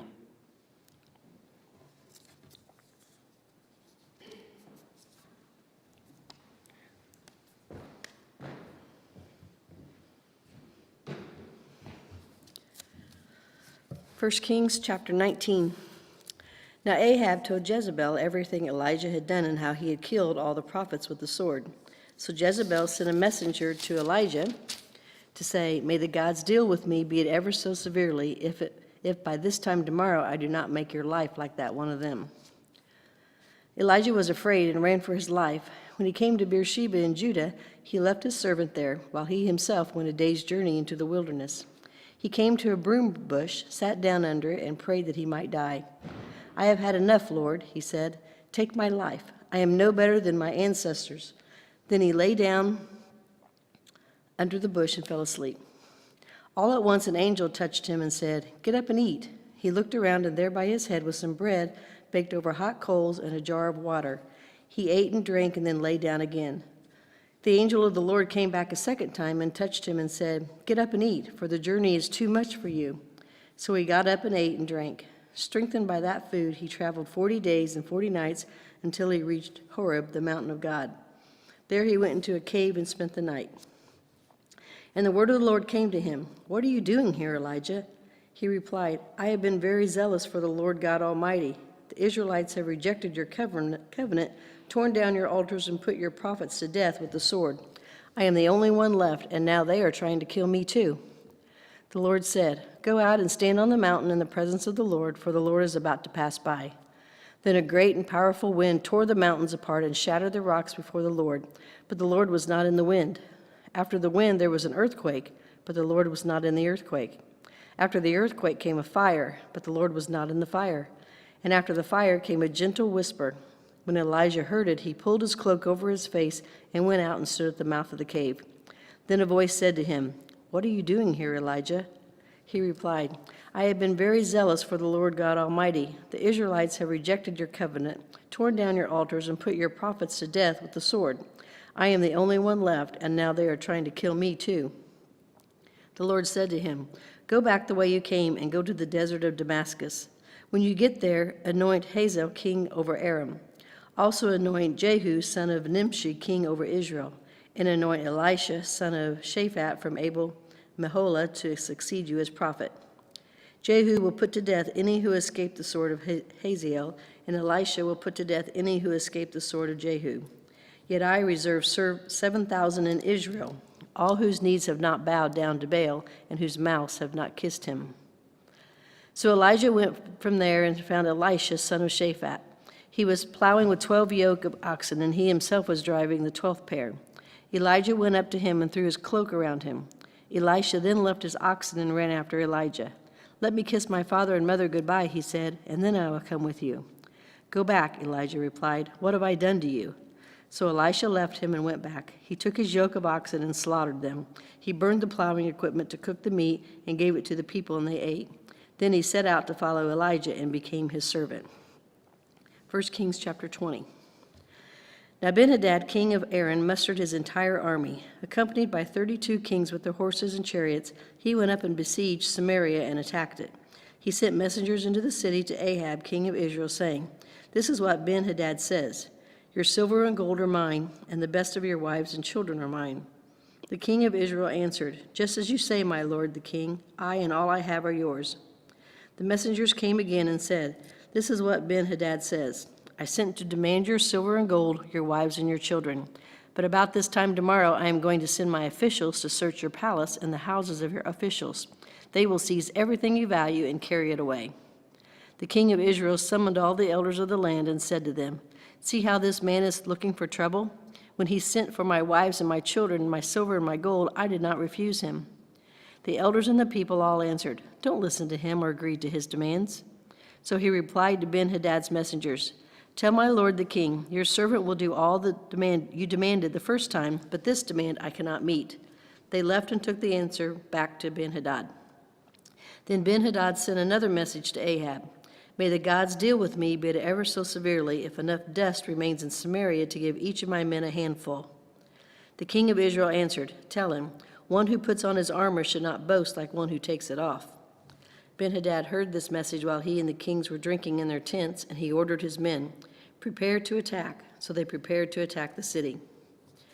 Meanwhile, a prophet came to Ahab, king of Israel, and announced, "This is what the Lord says. Do you see this vast army? I will give it into your hand today, and then you will know that I am the Lord." "But who will do this?" asked Ahab. The prophet replied, "This is what the Lord says. The junior officers under the provincial commanders will do it." "And who will start the battle?" he asked. The prophet answered, "You will." So Ahab summoned the 232 junior officers under the provincial commanders. Then he assembled the rest of the Israelites, 7,000 in all. They set out at noon while Ben-Hadad and the 32 kings allied with him were in the tents getting drunk. The junior officers under the provincial commanders went out first. Now Ben-Hadad had dispatched scouts who reported, "Men are advancing from Samaria." He said, "If they have come out for peace, take them alive. If they have come out for war, take them alive." The junior officers under the provincial commanders marched out of the city with the army behind them, and each one struck down his opponent. At that, the Arameans fled, with the Israelites in pursuit. But Ben-Hadad, king of Aram, escaped on horseback with some of his horsemen. The king of Israel advanced and overpowered the horses and chariots and inflicted heavy losses on the Arameans.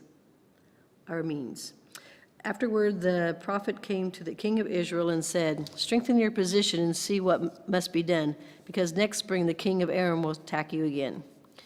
Meanwhile, the officials of the king of Aram advised him, "Their gods are gods of the hills. That is why they were too strong for us. But if we fight them on the plain, surely we'll be stronger than they. Do this, remove all the kings from their commands and replace them with other officers. You must also raise an army like the one you lost, horse for horse and chariot for chariot, so we can fight Israel on the plains. Then surely we will be stronger than they." He agreed with them and acted accordingly. The next spring, Ben-Hadad mustered the Arameans and went up to Aphek to fight against Israel. When the Israelites were also mustered and given provisions, they marched out to meet them. The Israelites camped opposite them like two small flocks of goats, while the Arameans covered the countryside. The man of God came up and told the king of Israel, "This is what the Lord says. Because the Arameans think the Lord is a God of the hills and not a God of the valleys, I will deliver this vast army into your hands, and you will know that I am the Lord." For 7 days they camped opposite each other, and on the seventh day the battle was joined. The Israelites inflicted 100,000 casualties on the Aramean foot soldiers in 1 day. The rest of them escaped to the city of Aphek, where the wall collapsed on 27,000 of them. And Ben-Hadad fled to the city and hid in an inner room. His officials said to him, "Look, we have heard that the kings of Israel are merciful. Let us go to the king of Israel with sackcloth around our waists and ropes around our heads. Perhaps he will spare your life." Wearing sackcloth around their waists and ropes around their heads, they went to the king of Israel and said, "Your servant Ben-Hadad says, 'Please let me live.'" The king answered, "Is he still alive? He is my brother." The men took this as a good sign and were quick to pick up his word. "Yes, your brother Ben-Hadad," they said. "Go and get him," the king said. When Ben-Hadad came out, Ahab had him come up into his chariot. "I will return the cities my father took from your father," Ben-Hadad offered. "You may set up your own market areas in Damascus as my father did in Samaria." Ahab said, "On the basis of a treaty, I will set you free." So he made a treaty with him and let him go. By the word of the Lord, one of the company of the prophets said to his companion, "Strike me with your weapon," but he refused. So the prophet said, "Because you have not obeyed the Lord, as soon as you leave me, a lion will kill you." And after the man went away, a lion found him and killed him. The prophet found another man and said, "Strike me, please." So the man struck him and wounded him. Then the prophet went and stood by the road, waiting for the king. He disguised himself with his headband down over his eyes. As the king passed by, the prophet called out to him, "Your servant went into the thick of the battle, and someone came to me with a captive and said, 'Guard this man. If he is missing, it will be your life for his life, or you must pay a talent of silver.' While your servant was busy here and there, the man disappeared." "That is your sentence," the king of Israel said. "You have pronounced it yourself." Then the prophet quickly removed the headband from his eyes, and the king of Israel recognized him as one of the prophets. He said to the king, "This is what the Lord says. You have set free a man I had determined should die. Therefore it is your life for his life, your people for his people."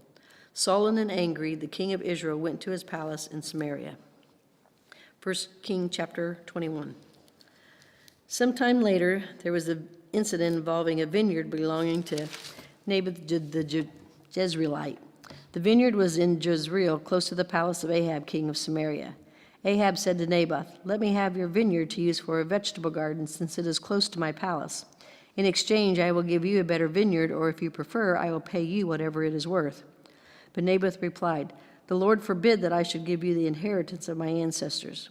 So Ahab went home, sullen and angry, because Naboth the Jezreelite had said, "I will not give you the inheritance of my ancestors."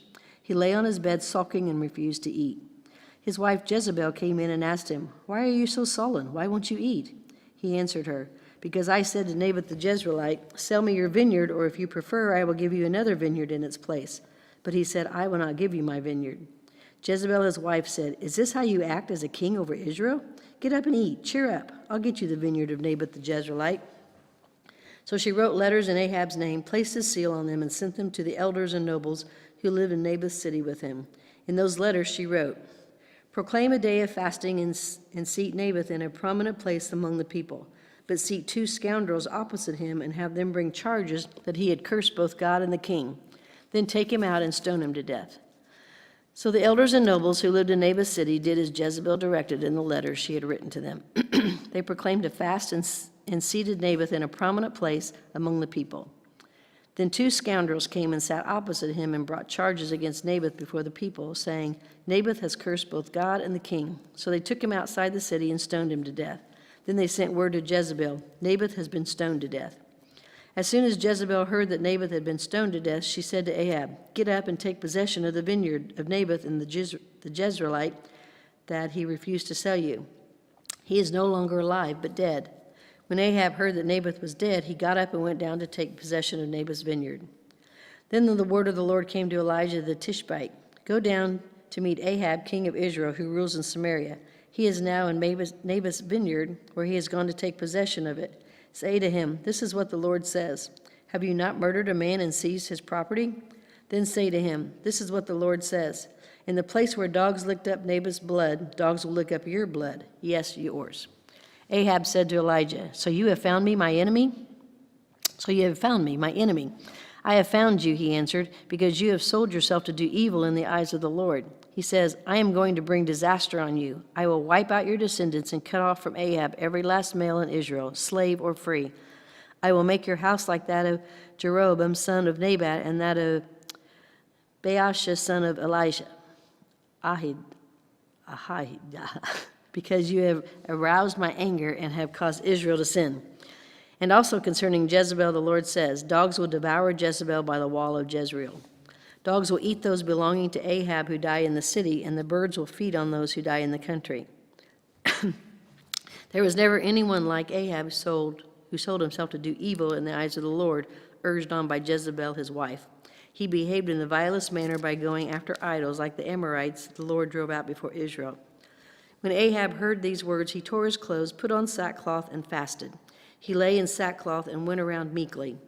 Then the word of the Lord came to Elijah the Tishbite. 'Have you noticed how Ahab has humbled himself before me? Because he has humbled himself, I will not bring this disaster in his day, but I will bring it on his house in the days of his son.'"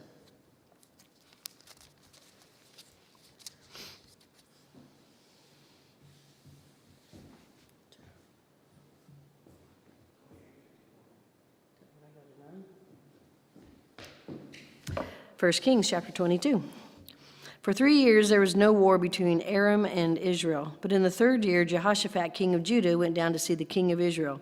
The king of Israel had said to his officials, "Don't you know that Ramoth-Gilead belongs to us, and yet we are doing nothing to retake it from the king of Aram?" So he asked Jehoshaphat, "Will you go with me to fight against Ramoth-Gilead?" Jehoshaphat replied to the king of Israel, "I am as you are, my people as your people, my horses as your horses." But Jehoshaphat also said to the king of Israel, "First seek the counsel of the Lord."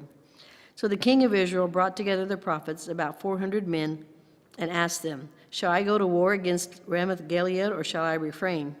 "Go," they answered, "for the Lord will give it into the king's hand." But Jehoshaphat asked, "Is there no longer a prophet of the Lord here whom he can inquire of?" The king of Israel answered Jehoshaphat, "There is still one prophet through whom we can inquire of the Lord, but I hate him because he never prophesies anything good about me, but always bad. He is Micaiah, son of Imlah." The king should not pay such a thing.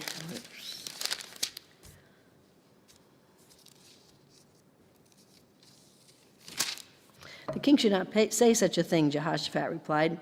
So the king of Israel called one of his officials and said, "Bring Micaiah, son of Imlah, at once." Dressed in their royal robes, the king of Israel and Jehoshaphat, king of Judah, were sitting on their thrones at the threshing floor by the entrance of the gate of Samaria, with all the prophets prophesying before them. Now Zedekiah, son of Kenah, had made them iron horns, and he declared, "This is what the Lord says: with these you will gore the Arameans until they are destroyed." All the other prophets were prophesying the same thing. "Attack Ramoth Gilead and be victorious," they said, "for the Lord will give it into the king's hand." The messenger who had gone to summon Micaiah said to him, "Look, the other prophets without exception are predicting success for the king. Let your word agree with theirs and speak favorably." But Micaiah said, "As surely as the Lord lives, I can tell him only what the Lord tells me." When he arrived, the king asked him, "Micaiah, shall we go to war against Ramoth Gilead or not?" "Attack and be victorious," he answered, "for the Lord will give it into the king's hand." The king said to him, "How many times must I make you swear to tell me nothing but the truth in the name of the Lord?" Then Micaiah answered, "I saw all Israel scattered on the hills like sheep without a shepherd. And the Lord said, 'These people have no master. Let each one go home in peace.'" The king of Israel said to Jehoshaphat, "Didn't I tell you that he never prophesies anything good about me, but only bad?" Micaiah continued, "Therefore hear the word of the Lord. I saw the Lord sitting on his throne with all the multitudes of heaven standing around him on his right and on his left. And the Lord said, 'Who will entice Ahab into attacking Ramoth Gilead and going to his death there?' One suggested this and another that. Finally, a spirit came forward, stood before the Lord, and said, 'I will entice him.' 'By what means?' the Lord asked. 'I will go out and be a deceiving spirit in the mouths of all his prophets,' he said. 'You will succeed in enticing him,' said the Lord. 'Go and do it.' So now the Lord has put a deceiving spirit in the mouths of all these prophets of yours. The Lord has decreed disaster for you." Then Zedekiah, son of Kenah, went up and slapped Micaiah in the face. Which way did the spirit from the Lord go when he went for me to speak to you?" he asked. Micaiah replied, "You will find out on the day you go to hide in an inner room." The king of Israel then ordered, "Take Micaiah and send him back to Amon, the ruler of the city, and to Joash, the king's son, and say, 'This is what the king says: Put this fellow in prison and give him nothing but bread and water until I return safely.'" Micaiah declared, "If he ever returns safely, the Lord has not spoken through me." Then he added, "Mark my words, all you people." So the king of Israel and Jehoshaphat, king of Judah, went up to Ramoth Gilead. The king of Israel said to Jehoshaphat, "I will enter the battle in disguise, but you wear your royal robes." So the king of Israel disguised himself and went into battle. Now the king of Aram had ordered his 32 chariot commanders, "Do not fight with anyone small or great except the king of Israel." When the chariot commanders saw Jehoshaphat, they thought, "Surely this is the king of Israel." So they turned to attack him. But when Jehoshaphat cried out, the chariot commander saw that he was not the king of Israel and stopped pursuing him. But someone drew his bow at random and hit the king of Israel between the sections of his armor. The king told his chariot driver, "Wheel around and get me out of the fighting. I've been wounded." All day long the battle raged, and the king was propped up in his chariot facing the Arameans. The blood from his wound ran onto the floor of the chariot, and that evening he died. As the sun was setting, a cry spread through the army, "Every man to his town, every man to his land." So the king died and was brought to Samaria, and they buried him there. They washed the chariot at a pool in Samaria where the prostitutes bathed, and the dogs licked up his blood, as the word of the Lord had declared. As for the other events of Ahab's reign, including all he did, the palace he built and adorned with ivory, and the cities he fortified, are they not written in the book of the annals of the kings of Israel? Ahab rested with his ancestors, and Ahaziah, his son, succeeded him as king. Jehoshaphat, son of Asa, became king of Judah in the 4th year of Ahab, king of Israel. Jehoshaphat was 35 years old when he became king, and he reigned in Jerusalem 25 years. His mother's name was Azubah, daughter of Shilhi. In everything he followed the ways of his father Asa and did not stray from them. He did what was right in the eyes of the Lord. The high places, however, were not removed, and the people continued to offer sacrifices and burn incense there. Jehoshaphat was also at peace with the king of Israel.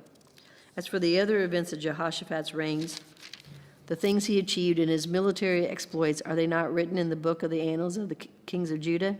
He rid the land of the rest of the male shrine prostitutes who remained there even after the reign of his father Asa. There was then no king in Edom, a provincial governor ruled. Now Jehoshaphat built a fleet of trading ships to go to Ophir for gold, but they never set sail. They were wrecked at Ezion-Geber. At that time, Ahaziah, son of Ahab, said to Jehoshaphat, "Let my men sail with yours," but Jehoshaphat refused. Then Jehoshaphat rested with his ancestors and was buried with them in the city of David his father, and Jehoram his son succeeded him as king. Ahaziah, son of Ahab, became king of Israel in Samaria in the 17th year of Jehoshaphat, king of Judah, and he reigned over Israel 2 years. He did evil in the eyes of the Lord because he followed the ways of his father and mother and of Jeroboam, son of Nebat, who caused Israel to sin. He served and worshipped Baal and aroused the anger of the Lord, the God of Israel, just as his father had done.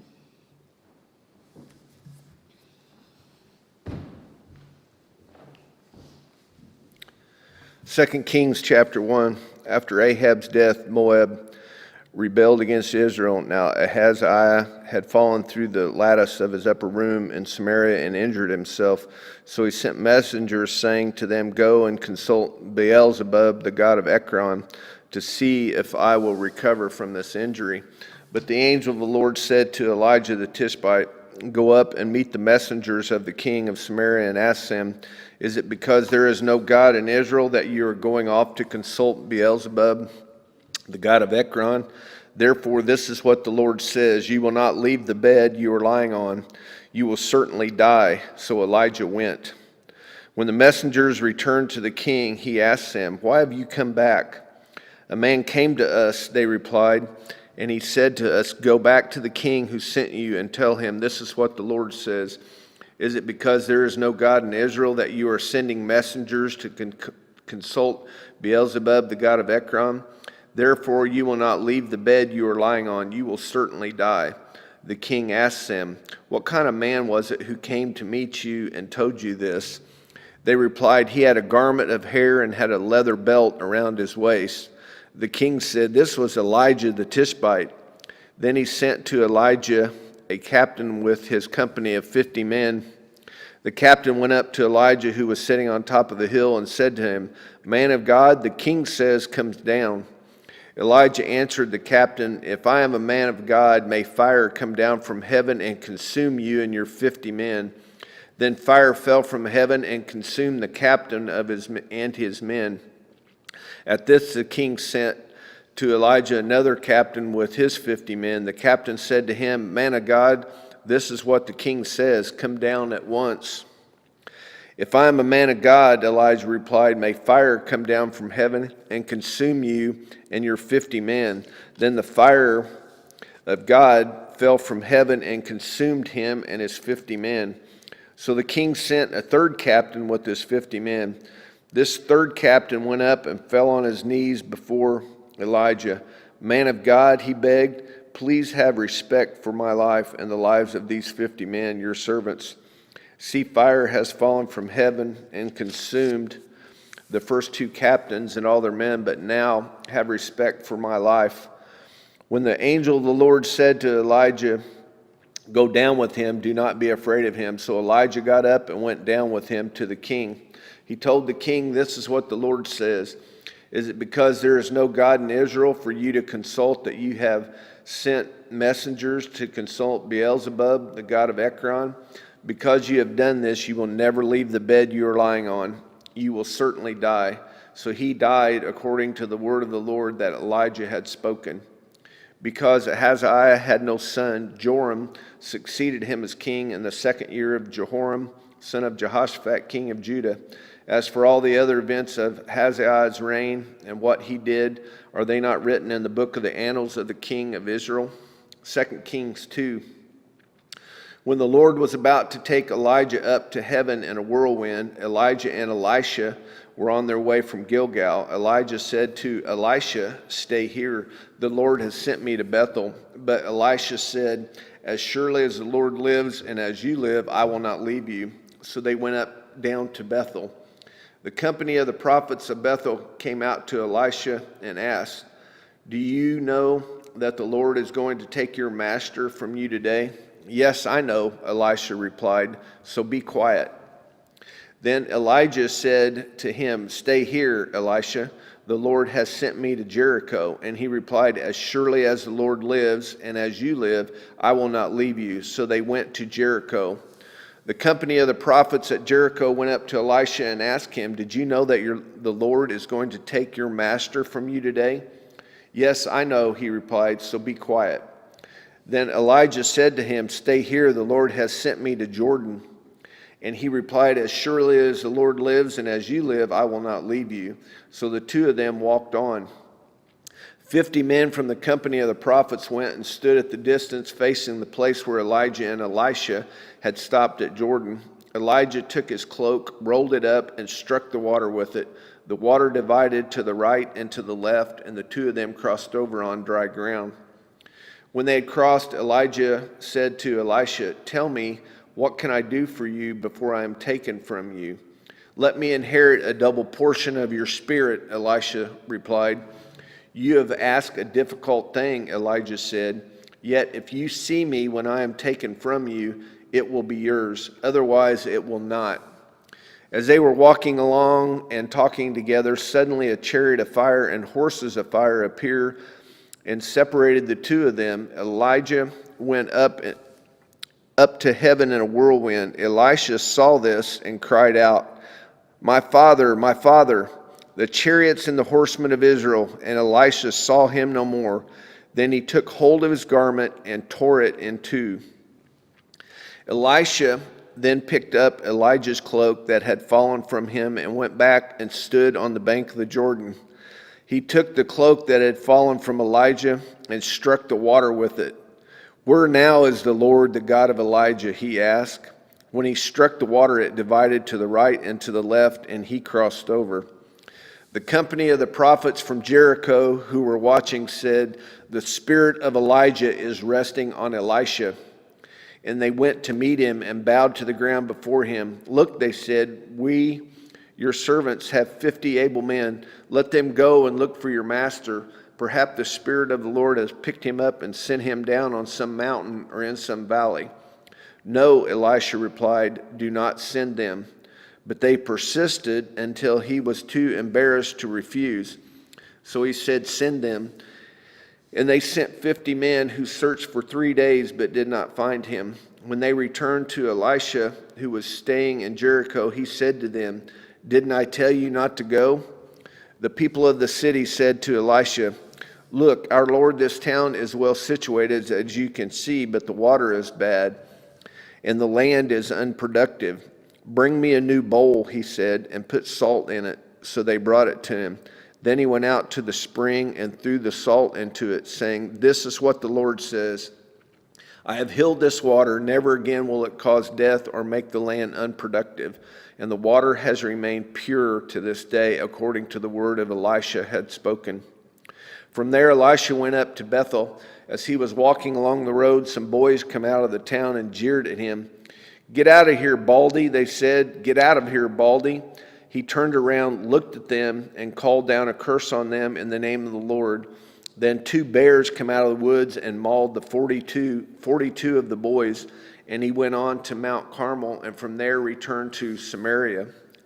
2 Kings chapter 3. Joram, son of Ahab, became king of Israel in Samaria in the 18th year of Jehoshaphat, king of Judah, and he reigned 12 years. He did evil in the eyes of the Lord, but not as his father and mother had done. He got rid of the sacred stone of Baal that his father had made. Nevertheless, he clung to the sins of Jeroboam, son of Nebat, which he had caused Israel to commit. He did not turn away from them. Now Mesha, king of Moab, raised sheep, and he had to pay the king of Israel a tribute of 100,000 lambs and the wool and 100,000 rams. But after Ahab died, the king of Moab rebelled against the king of Israel. So at the time, King Joram set out from Samaria and mobilized all Israel. He also sent this message to Jehoshaphat, king of Judah. The king of Moab has rebelled against me. Will you go with me to fight against Moab? I will go with you, he replied. I am as you are, my people as your people, my horses as your horses. By what route shall we attack, he asked. Through the desert of Edom, he answered. So the king of Israel set out with the king of Judah and the king of Edom. After a roundabout march of 7 days, the army had no more water for themselves, for the animals with them. What? Exclaimed the king of Israel. Has the Lord called us 3 kings together only to deliver us into the hands of Moab? But Jehoshaphat asked, Is there no prophet of the Lord here through whom we may inquire of the Lord? An officer of the king of Israel answered, Elisha, son of Shaphat, is here. He used to pour water on the hands of Elijah. Jehoshaphat said, The word of the Lord is with him. So the king of Israel and Jehoshaphat and the king of Edom went down to him. Elisha said to the king of Israel, Why do you want to involve me? Go to the prophets of your father and the prophets of your mother. No, the king of Israel answered, because it was the Lord who called us 3 kings together to deliver us into the hands of Moab. Elisha said, As surely as the Lord Almighty lives, whom I serve, if I do not have respect for the presence of Jehoshaphat, king of Judah, I would not pay any attention to you, but now bring me a harpist. While the harpist was playing, the hand of the Lord came on Elisha, and he said, This is what the Lord says, I will fill this valley with pools of water, for this is what the Lord says, You will see neither wind nor rain, yet this valley will be filled with the water, and you and your cattle and your animals will drink. This is an easy thing in the eyes of the Lord, and he will also deliver Moab into your hands. You will overthrow every fortified city and every major town. You will cut down every good tree, stop up the springs, and ruin every good field with stones. The next morning, about the time for offering sacrifices, there it was, water flowing from the direction of Edom, and the land was filled with water. Now all the Moabites had heard that the king had come to fight against them, so every man, young and old, who could bear arms was called up and stationed on the border. When they got up early in the morning, the sun was shining on the water. To the Moabites across the way, the water looked red like blood. That's blood, they said. Those kings must have fought and slaughtered each other now. Now to the plunder, Moab. But when the Moabites came to the camp of Israel, the Israelites rose up and fought them until they fled. And the Israelites invaded the land and slaughtered the Moabites. They destroyed the town, and each man threw a stone on every good field until it was covered. They stopped up all the springs and cut down every good tree. Only Kir Heshereth was left with its stones in place, but men armed with slings surrounded it and attacked it. When the king of Moab saw that the battle had gone against him, he took with him 700 swordsmen to break through to the king of Edom, but they failed. Then he took his firstborn son, who was to succeed him as king, and offered him as a sacrifice on the city wall. The fury against Israel was great. They withdrew and returned to their own land. 2 Kings chapter 4. The wife of a man from the company of the prophets cried out to Elisha, Your servant, my husband, is dead, and you know that he revered the Lord, but now his creditor is coming to take my 2 boys as slaves. Elisha replied to her, How can I help you? Tell me what to do. Tell me, what do you have in your house? Your servant has nothing there at all, she said, except a small jar of olive oil. Elisha said, Go around and ask all your neighbors for empty jars. Don't ask for just a few. Then go inside and shut the door behind you and your sons. Pour oil into all the jars, and as each is filled, put it to one side.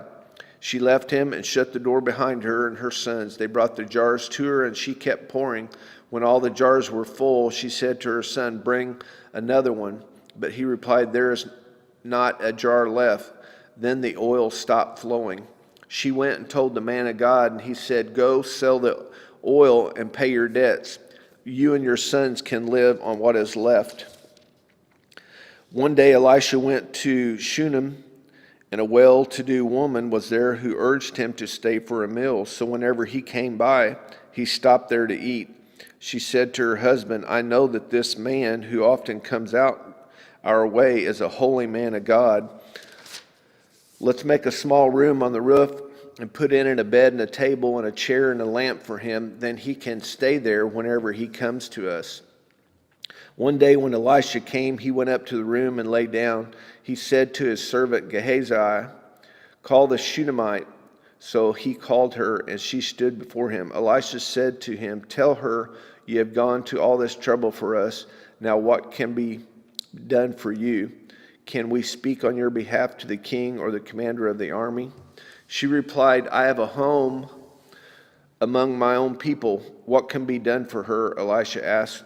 Gehazi said, she has no son, and her husband is old. Then Elisha said, call her. So he called her, and she stood in the doorway. About this time next year, Elisha said, you will hold a son in your arms. No, my lord, she objected. Please, man of God, don't mislead your servant. But the woman became pregnant. The next year, about the same time, she gave birth to a son, just as Elisha had told her. The child grew, and one day he went out to his father, who was with the reapers. He said to his father, my head, my head.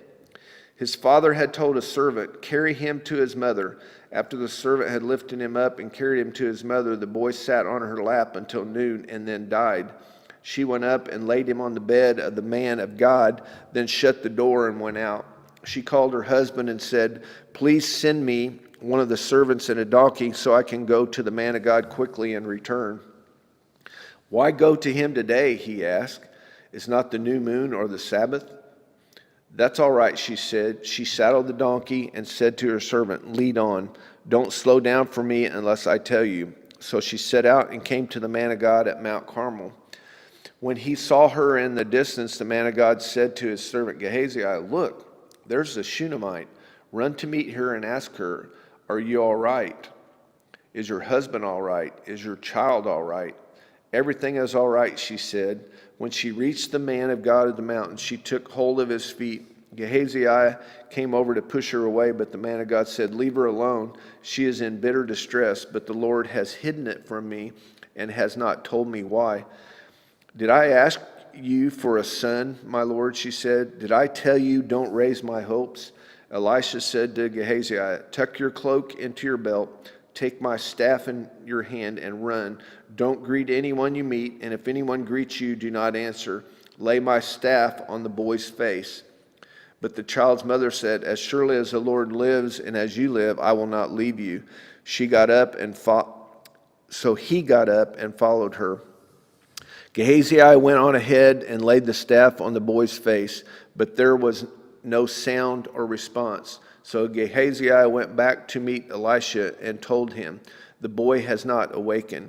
When Elisha reached the house, there was a boy lying dead on his couch. He went in, shut the door on the two of them, and prayed to the Lord. Then he got on the bed and lay on the boy, mouth to mouth, eyes to eyes, hands to hands. As he stretched himself out on him, the boy's body grew warm. Elisha turned away and walked back and forth in the room, and then got on the bed and stretched out on him once more. The boy sneezed 7 times and opened his eyes. Elisha summoned Gehazi and said, call the Shunammite, and he did. When she came, he said, take your son. She came in, fell at his feet, and bowed to the ground. Then she took her son and went out. Elisha returned to Gilgal, and there was a famine in the region. While the company of the prophets was meeting with him, he said to his servant, put on the large pot and cook some stew for these prophets. One of them went out into the fields to gather herbs and found a wild vine and picked as many of its gourds as his garment could hold. When he returned, he cut them up in the pot of stew, though no one knew what they were. The stew was poured out for the men, but as they began to eat, they cried out, man of God, there is death in the pot, and they could not eat it. Elisha said, get some flour. He put it into a pot and said, serve it to the people to eat, and there was nothing harmful in the pot. A man came from Baal Shizah bringing the man of God 20 loaves of barley bread baked from the first ripe grain, along with some heads of new grain. Give it to the people to eat, Elisha said. How can I set this before 100 men? His servant asked. But Elisha answered, give it to the people to eat, for this is what the Lord says. They will eat and have some left over. Then he set it before them, and they ate and had some left over, according to the word of the Lord. 2 Kings 5. Now Naaman was a commander of the army of the children of Aram. He was a great man in the sight of his master and highly regarded, because through him the Lord had given victory to Aram. He was a valiant soldier, but he had leprosy. Now bands of raiders from Aram had gone out and taken captive a young girl from Israel, and she served Naaman's wife. She said to her mistress, if only my master would see the prophet who is in Samaria, he would cure him of his leprosy. Naaman went to his master and told him what the girl from Israel had said. By all means, go, the king of Aram replied. I will send a letter to the king of Israel. So Naaman left, taking with him 10 talents of silver, 6,000 shekels of gold, and 10 sets of clothing. The letter that he took to the king of Israel read, with this letter I am sending my servant Naaman to you, so that you may cure him of his leprosy. As soon as the king of Israel read the letter, he tore his robes and said, am I God? Can I kill and bring back to life? Why does this fellow send someone to me to be cured of his leprosy?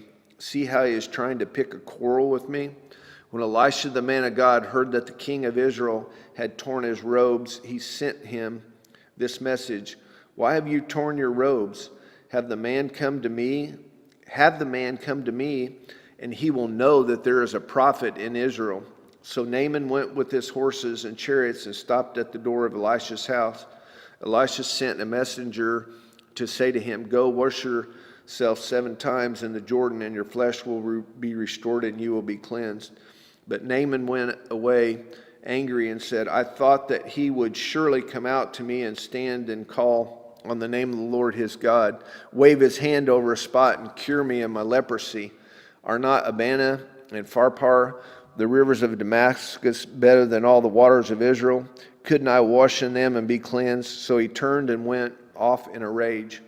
Naaman's servant went to him and said, my father, if the prophet had told you to do something great, would you not have done it? How much more then when he tells you, wash and be cleansed? So he went down and dipped himself in the Jordan 7 times as the man of God had told him, and his flesh was restored and became clean like that of a young boy. Then Naaman and all his attendants went back to the man of God. He stood before him and said, now I know that there is no God in all the world except in Israel, so please accept a gift from your servant. The prophet answered, as surely as the Lord lives, whom I serve, I will not accept a thing. And even though Naaman urged him, he refused. If you will not, said Naaman, please let me, your servant, be given as much earth as a pair of mules can carry, for your servant will never again make burnt offerings and sacrifices to any other god but the Lord. But may the Lord forgive your servant for this one thing. When my master enters the temple of Rimmon to bow down and is leaning on my arm, and I have to bow there also, when I bow down in the temple of Rimmon, may the Lord forgive your servant for this. Go in peace, Elisha said. After Naaman had traveled some distance, Gehazi, the servant of Elisha, the man of God, said to himself, my master was too easy on Naaman, this Aramean, by not accepting from him what he has brought. As surely as the Lord lives, I will run after him and get something from him. So Gehazi hurried after Naaman. When Naaman saw him running toward him, he got down from the chariot to meet him. Is everything all right? He asked. Everything is all right, Gehazi answered. My master sent me to say 2 young men from the company of the prophets have just come to me from the hill country of Ephraim. Please give them a talent of silver and 2 sets of clothing. By all means, take 2 talents, said Naaman. He urged Gehazi to accept them, and then tied up the 2 talents of silver in 2 bags with 2 sets of clothing. He gave them to 2 of his servants, and they carried them ahead of Gehazi. When Gehazi came to the hill, he took the things from the servants and put them away in the house. He sent the men away, and they left. When he went in and stood before his master, Elisha asked him, "Where have you been, Gehazi?"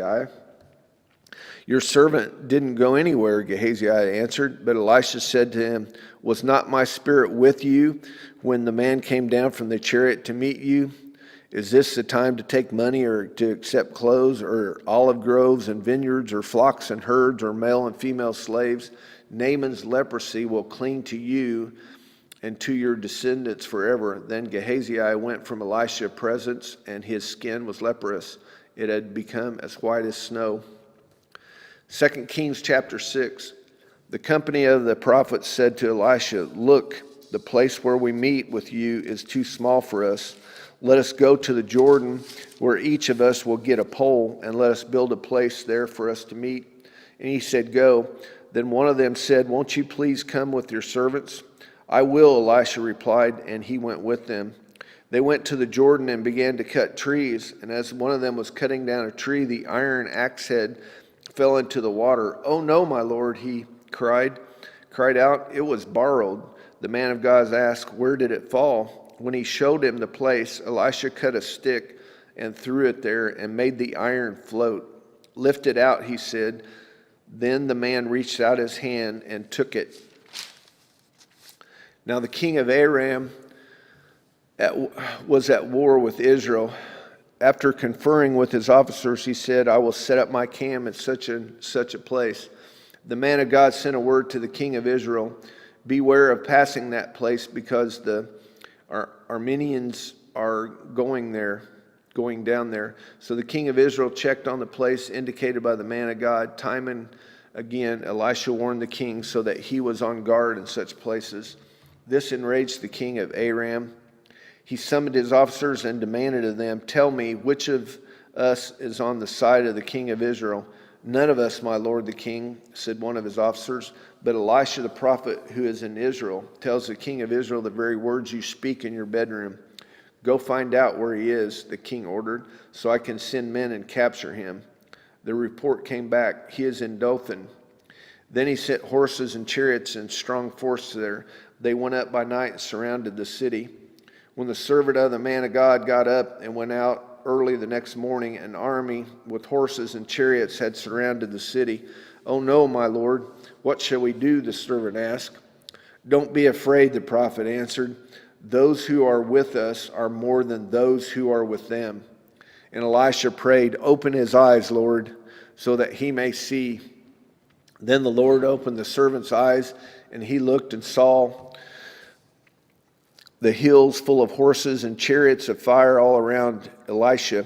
As the enemy came down toward him, Elisha prayed to the Lord, "Strike this army with blindness." So he struck them with blindness as Elisha had asked. Elisha told them, "This is not the road, and this is not the city. Follow me, and I will lead you to the man you are looking for." And he led them to Samaria. After they entered the city, Elisha said, "Lord, open the eyes of these men so they can see." Then the Lord opened their eyes, and they looked, and there they were inside Samaria. When the king of Israel saw them, he asked Elisha, "Shall I kill them?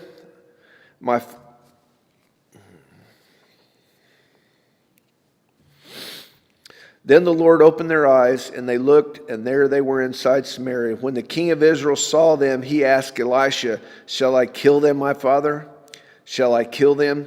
"Do not kill them," he answered. "Would you kill those you have captured with your own sword or bow? Set food and water before them so that they may eat and drink, and then go back to their master." So he prepared a great feast for them, and after they had finished eating and drinking, he sent them away, and they returned to the master. So the bands of Aram stopped raiding Israel's territory. Sometime later, Ben-Hadad, king of Aram, mobilized his entire army and marched up and laid siege to Samaria.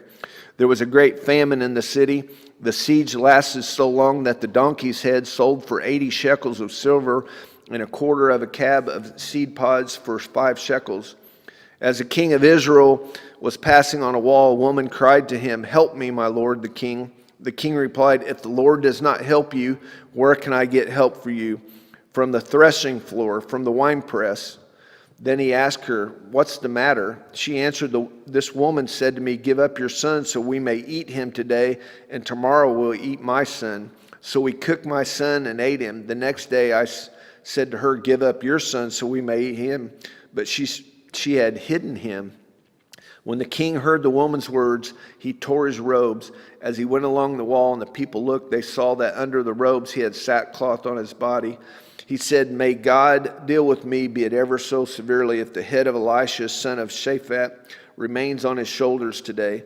Now Elisha was sitting in his house, and the elders were sitting with him. The king sent a messenger ahead, but before he arrived, Elisha said to the elders, "Don't you see how this murderer is sending someone to cut off my head? Look, when the messenger comes, shut the door and hold it shut against him. Is not the sound of his master's footsteps behind him?" While he was still talking to them, the messenger came down to him. The king said, "This disaster is from the Lord. Why should I wait for the Lord any longer?"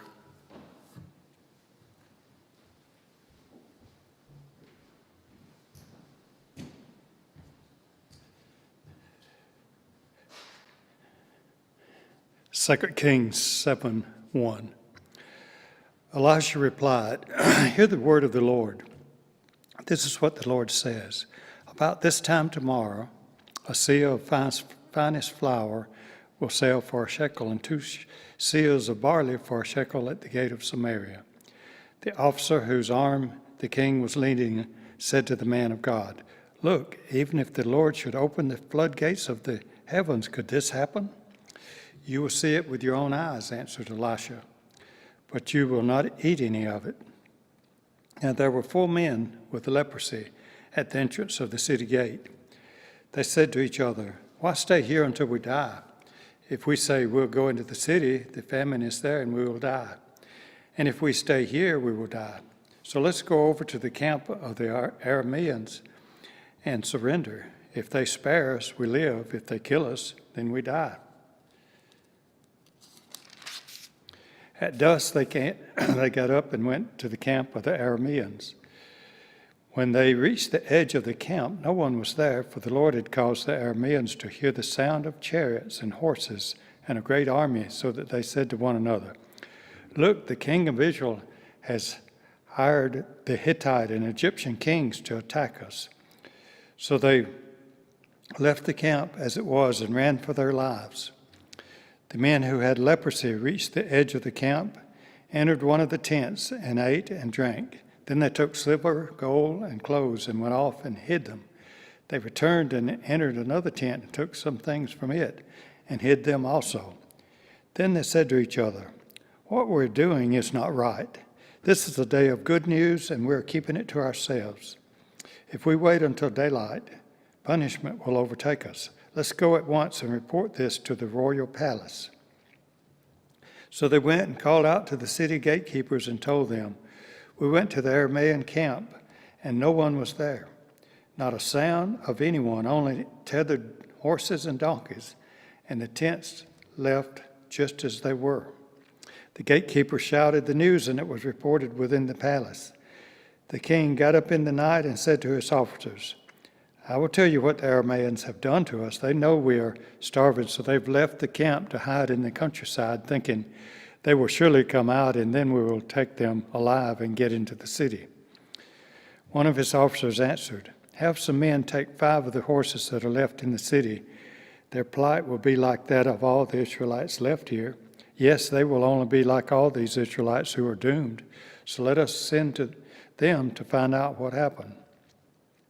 So they selected 2 chariots with horses, and the king sent them after the Aramean army. He commanded the drivers, "Go and find out what has happened." They followed them as far as the Jordan, and they found the whole road strewn with clothing and equipment the Arameans had thrown away in their headlong flight. So the messengers returned and reported to the king. Then the people went out and plundered the camp of the Arameans. So a seah of the finest flour sold for a shekel, and 2 seahs of barley sold for a shekel, as the Lord had said. Now the king had put the officer on whose arm he leaned in charge of the gate, and the people trampled him in the gateway, and he died. just as the man of God had foretold when the king came down to his house. It happened as the man of God had said to the king, about this time tomorrow, a seah of the finest flour will sell for a shekel, and 2 seahs of barley for a shekel at the gate of Samaria. The officer had said to the man of God, look, even if the Lord should open the floodgates of the heavens, could this happen? The man of God had replied, you will see it with your own eyes, but you will not eat any of it. And that is exactly what happened to him, for the people trampled him in the gateway, and he died. 2 Kings 8, verse 1. Now Elisha had said to the woman whose son he had restored to life, go away with your family and stay for a while wherever you can, because the Lord has decreed a famine in the land that will last 7 years. The woman proceeded to do as the man of God said. She and her family went away and stayed in the land of the Philistines 7 years. At the end of the 7 years, she came back from the land of the Philistines and went to appeal to the king for her house and land. The king was talking to Gehazi, the servant of the man of God, and had said, tell me about all the great things Elisha has done. Just as Gehazi was telling the king how Elisha had restored the dead to life, the woman whose son Elisha had brought back to life came to appeal to the king for her house and her land. Gehazi said, this is the woman, my lord the king, and this is her son, whom Elisha restored to life. The king asked the woman about it, and she told him. Then he assigned an official to her case and said to him, give back everything that belonged to her, including all the income from her land from the day she left the country until now. Elisha went to Damascus, and Ben-Hadad, king of Aram, was ill. When the king was told, the man of God has come all the way up here, he said to Hazael, take a gift with you and go to meet the man of God. Consult the Lord through him. Ask him, will I recover from this illness? Hazael went to meet Elisha, taking with him as a gift 40 camel loads of all the finest wares of Damascus. He went in and stood before him and said, your son Ben-Hadad, king of Aram, has sent me to ask, will I recover from this illness? Elisha answered, go and say to him, you will certainly recover. Nevertheless, the Lord has revealed to me that he will in fact die. He stared at him with a fixed gaze until Hazael was embarrassed. Then the man of God began to weep. Why is my Lord weeping? Asked Hazael. Because I know the harm you will do to the Israelites, he answered. You will set fire to their fortified places, kill their young men with the sword, dash their little children to the ground, and rip open their pregnant women. Hazael said, how could your servant, a mere dog, accomplish such a feat? The Lord has shown me that you will become king of Aram, answered Elisha. Then Hazael left Elisha and returned to his master. When Ben-Hadad asked, what did Elisha say to you? Hazael replied, he told me that you would certainly recover. But the next day he took a thick cloth, soaked it in water, and spread it over the king's face so that he died. Then Hazael succeeded him as king. In the 5th year of Joram, son of Ahab, king of Israel, when Jehoshaphat was king of Judah, Jehoram, son of Jehoshaphat, began his reign as king of Judah. He was 32 years old when he became king, and he reigned in Jerusalem 8 years. He followed the ways of the kings of Israel, as the house of Ahab had done, for he married a daughter of Ahab. He did evil in the eyes of the Lord. Nevertheless, for the sake of his servant David, the Lord was not willing to destroy Judah. He had promised to maintain a lamp for David and his descendants forever. In the time of Jehoram, Edom rebelled against Judah and set up its own king. So Jehoram went to Zair with all his chariots. The Edomites surrounded him and his chariot commanders, but he rose up and broke through by night. His army, however, fled back home. To this day, Edom has been in rebellion against Judah. Libnah revolted at the same time.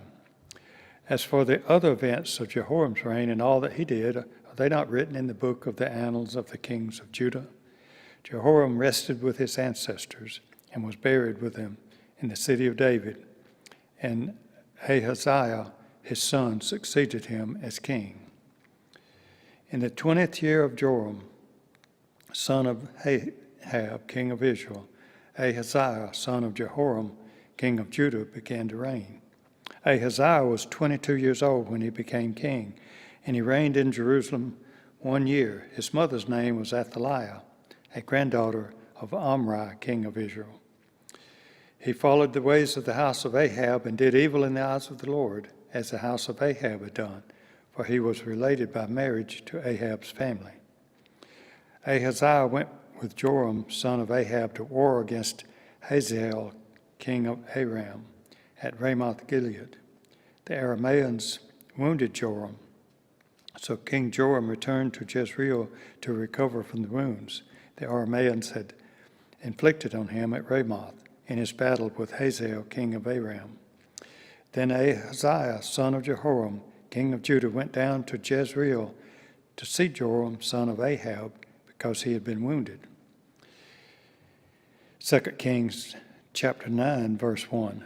The prophet Elisha summoned a man from the company of the prophets and said to him, "Tuck your cloak into your belt, take this flask of olive oil with you, and go to Ramoth Gilead. When you get there, look for Jehu, son of Jehoshaphat, the son of Nimshi. Go to him, get away from his companions, and take him into an inner room. Then take the flask and pour the oil on his head and declare, 'This is what the Lord says. I'll anoint you king over Israel.' Then open the door and run. Don't delay." So the young prophet went to Ramoth Gilead. When he arrived, he found the army officers sitting together. "I have a message for you, Commander," he said. "For which of us?" asked Jehu. "For you, Commander," he replied. Jehu got up and went into the house. Then the prophet poured the oil on Jehu's head and declared, "This is what the Lord, the God of Israel, says. I'll anoint you king over the Lord's people, Israel. You are to destroy the house of Ahab, your master, and I will avenge the blood of my servants, the prophets, and the blood of all the Lord's servants shed by Jezebel. The whole house of Ahab will perish. I will cut off from Ahab every last male in Israel, slave or free.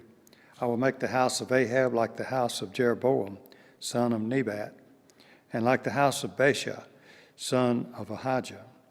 As for Jezebel, dogs will devour her on the plot of ground at Jezreel, and no one will bury her." Then he opened the door and ran. When Jehu went out to his fellow officers, one of them asked him, "Is everything all right? Why did this maniac come to you?" "You know the man and the sort of things he says," Jehu replied. "That's not true," they said. "Tell us." Jehu said, "Here's what he told me. This is what the Lord says. I will anoint you king over Israel." They quickly took their cloaks and spread them under him on the bare steps. Then they blew the trumpet and shouted, "Jehu is king." So Jehu, son of Jehoshaphat, the son of Nimshi, conspired against Joram. Now Joram and all Israel had been defending Ramoth Gilead against Hazael, king of Aram. But King Joram had returned to Jezreel to recover from the wounds the Arameans had inflicted on him in the battle with Hazael, king of Aram. Jehu said, "If you desire to make me king, don't let anyone slip out of the city to go and tell the news to Jezreel." Then he got into his chariot and rode to Jezreel, because Joram was resting there, and Ahaziah, king of Judah, had gone down to see him. When the lookout standing on the tower in Jezreel saw Jehu's troops approaching, he called out, "I see some troops coming." "Get a horseman," Joram ordered. "Send him to meet them and ask, 'Do you come in peace?'" The horseman rode off to meet Jehu and said, "This is what the king says. Do you come in peace?" "What do you have to do with peace?" Jehu replied. "Fall in behind me." The lookout reported, "The messenger has reached them, but he isn't coming back." So the king sent out a second horseman. When he came to them, he said, "This is what the king says. Do you come in peace?" Jehu replied, "What do you have to do with peace? Fall in behind me." The lookout reported, "He has reached them, but he isn't coming back either." The driving is like that of Jehu, son of Nimshi. He drives like a maniac. "Hitch up my chariot," Joram ordered, and when it was hitched up, Joram, king of Israel, and Ahaziah, king of Judah, rode out, each in his own chariot, to meet Jehu. They met him at the plot of ground that had belonged to Naboth the Jezreelite. When Joram saw Jehu, he asked, "Have you come in peace, Jehu?" "How can there be peace," Jehu replied, "as long as all the idolatry and witchcraft of your mother Jezebel abound?" Joram turned about and fled, calling out to Ahaziah, "Treachery, Ahaziah!" Then Jehu drew his bow and shot Joram between the shoulders. The arrow pierced his heart, and he slumped down in his chariot. Jehu said to Bidkar, his chariot officer, "Pick him up and throw him on the field that belonged to Naboth the Jezreelite. Remember how you and I were riding together in chariots behind Ahab his father when the Lord spoke this prophecy against him. Yesterday I saw the blood of Naboth and the blood of his sons, declares the Lord, and I will surely make you pay for it on this plot of ground, declares the Lord. Now then, pick him up and throw him on that plot, in accordance with the word of the Lord." When Ahaziah, king of Judah, saw what had happened, he fled up the road to Beth-Hagan. Jehu chased him, shouting, "Kill him too!" They wounded him in his chariot on the way up to Gur, near Abilam. But he escaped to Megiddo and died there. His servants took him by chariot to Jerusalem and buried him with his ancestors in his tomb in the city of David. In the 11th year of Joram, son of Ahab, Ahaziah had become king of Judah. Then Jehu went to Jezreel. When Jezebel heard about it, she put on eye makeup, arranged her hair, and looked out of a window. As Jehu entered the gate, she asked, "Have you come in peace, you Zimri, you murderer of your master?" He looked up at the window and called out, "Who is on my side? Who?" 2 or 3 eunuchs looked down at him. "Throw her down," Jehu says. So they threw her down, and some of her blood spattered the wall and the horses as they trampled her underfoot. Jehu went in and ate and drank.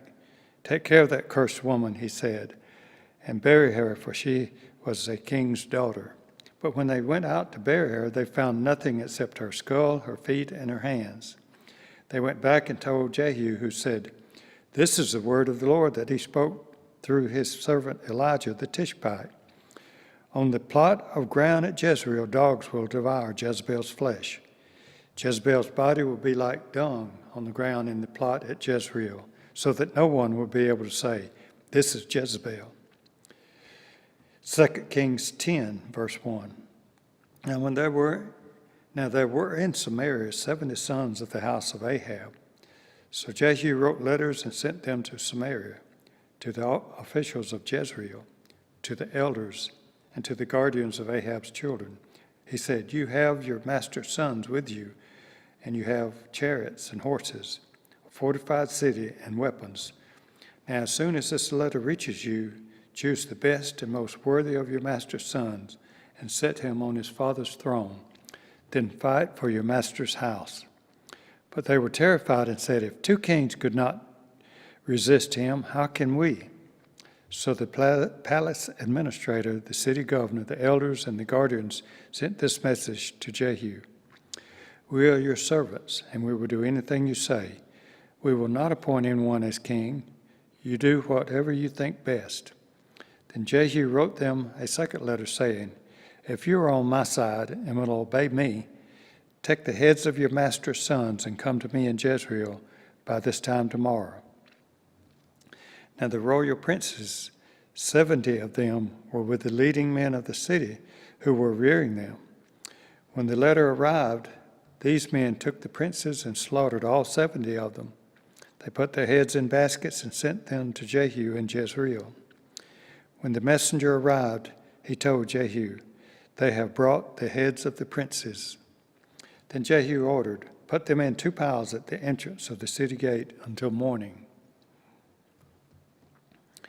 The next morning Jehu went out. He stood before all the people and said, "You are innocent. It was I who conspired against my master and killed him. But who killed all these? Know then that not a word of the Lord that the Lord has spoken against the house of Ahab will fail. The Lord has done what he announced through his servant Elijah." So Jehu killed everyone in Jezreel who remained of the house of Ahab, as well as all his chief men, his close friends, and his priests, leaving him no survivors. Jehu then set out and went toward Samaria.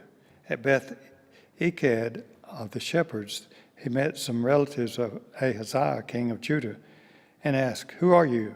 They said, "We are relatives of Ahaziah, and we have come down to greet the families of the king and of the queen mother." "Take them alive," he ordered. So they took them alive and slaughtered them by the well of Beth Eked. 42 of them. He left no survivor. After he left there, he came upon Jehonadab, son of Rechab, who was on his way to meet him. Jehu greeted him and said, "Are you in accord with me as I am with you?" "I am," Jehonadab answered. "If so," said Jehu, "give me your hand." So he did, and Jehu helped him up into the chariot. Jehu said, "Come with me and see my zeal for the Lord." Then he had him ride along in his chariot.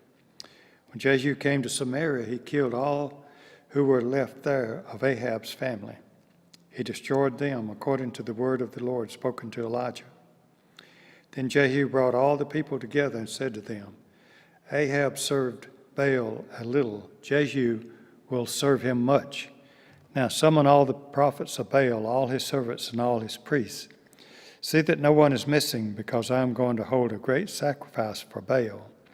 Anyone who fails to come will no longer live." But Jehu was acting deceptively in order to destroy the servants of Baal. Jehu said, "Call an assembly in honor of Baal." So they proclaimed it. Then he sent word throughout Israel, and all the servants of Baal came. Not one stayed away. They crowded into the temple of Baal until it was full from one end to the other. And Jehu said to the keeper of the wardrobe, "Bring robes for all the servants of Baal." So he brought out robes for them. Then Jehu and Jehonadab, son of Rechab, went into the temple of Baal. Jehu said to the servants of Baal, "Look around and see that no one who serves the Lord is here with you, only servants of Baal." So they went in to make sacrifices and burnt offerings. Now Jehu had posted 80 men outside with this warning: "If one of you lets any of the men I am placing in your hands escape, it will be your life for his life." As soon as Jehu had finished making the burnt offerings, he ordered the guards and officers, "Go in and kill them. Let no one escape." So they cut them down with the sword. The guards and officers threw the bodies out and entered the inner shrine of the temple of Baal. They brought the sacred stone out of the temple of Baal and burned it. They demolished the sacred stone of Baal and tore down the temple of Baal, and people have used it for a latrine to this day. So Jehu destroyed Baal worship in Israel. However, he did not turn away from the sins of Jeroboam, son of Nebat, which he had caused Israel to commit, the worship of the golden calves at Bethel and Dan. The Lord said to Jehu, "Because you have done well in accomplishing what is right in my eyes, and have done to the house of Ahab all I had in mind to do, your descendants will sit on the throne of Israel to the 4th generation." Yet Jehu was not careful to keep the law of the Lord, the God of Israel, with all his heart. He did not turn away from the sins of Jeroboam, which he had caused Israel to commit. In those days the Lord began to reduce the size of Israel. Hazael overpowered the Israelites throughout their territory, east of the Jordan and all the land of Gilead, the region of Gad, Reuben, and Manasseh, from Aroer by the Arnon Gorge through Gilead to Bashan. As for the other events of Jehu's reign, all he did and all his achievements, are they not written in the book of the annals of the kings of Israel? Jehu rested with his ancestors and was buried in Samaria. and Jehoahaz, his son, succeeded him as king. The time that Jehu reigned over Israel in Samaria was 28 years. 2 Kings 11:1. When Athaliah, the mother of Ahaziah, saw that her son was dead, she proceeded to destroy the whole royal family. But Jehosheba, the daughter of King Jehoram and sister of Ahaziah, took Joash, son of Ahaziah, and stole him away from among the royal princes who were about to be murdered. So she put him and his nurse in a bedroom to hide him from Athaliah. So he was not killed. He remained hidden with his nurse at the temple of the Lord for 6 years while Athaliah ruled the land. In the 7th year, Jehoiada sent for the commanders of units of 100, the Karites and the guards, and had them brought to the temple of the Lord. He made a covenant with them and put them under oath at the temple of the Lord. Then he showed them the king's son. He commanded them, saying, "This is what you are to do. You who are in the 3 companies that are going on duty on the Sabbath, a third of you guarding the royal palace, a third at the Sur gate, and a third at the gate behind the guard, who take turns guarding the temple. And you who are in the other 2 companies that normally go off Sabbath day duty are all to guard the temple for the king. Station yourselves around the king, each of you with a weapon in hand. Anyone who approaches your ranks is to be put to death. Stay close to the king wherever he goes." The commanders of units of 100 did just as Jehoiada the priest ordered. Each one took his men, those who were going on duty on the Sabbath and those who were going off duty, and came to Jehoiada the priest. Then he gave the commanders the spears and shields that had belonged to King David and that were in the temple of the Lord. The guards, each with a weapon in hand, stationed themselves around the king near the altar and the temple, from the south side to the north side of the temple. Jehoiada brought out the king's son and put the crown on him. He presented him with a copy of the covenant and proclaimed him king. They anointed him, and the people clapped their hands and shouted, "Long live the king!" When Athaliah heard the noise made by the guards and the people, she went to the people at the temple of the Lord. She looked, and there was the king standing by the pillar, as the custom was.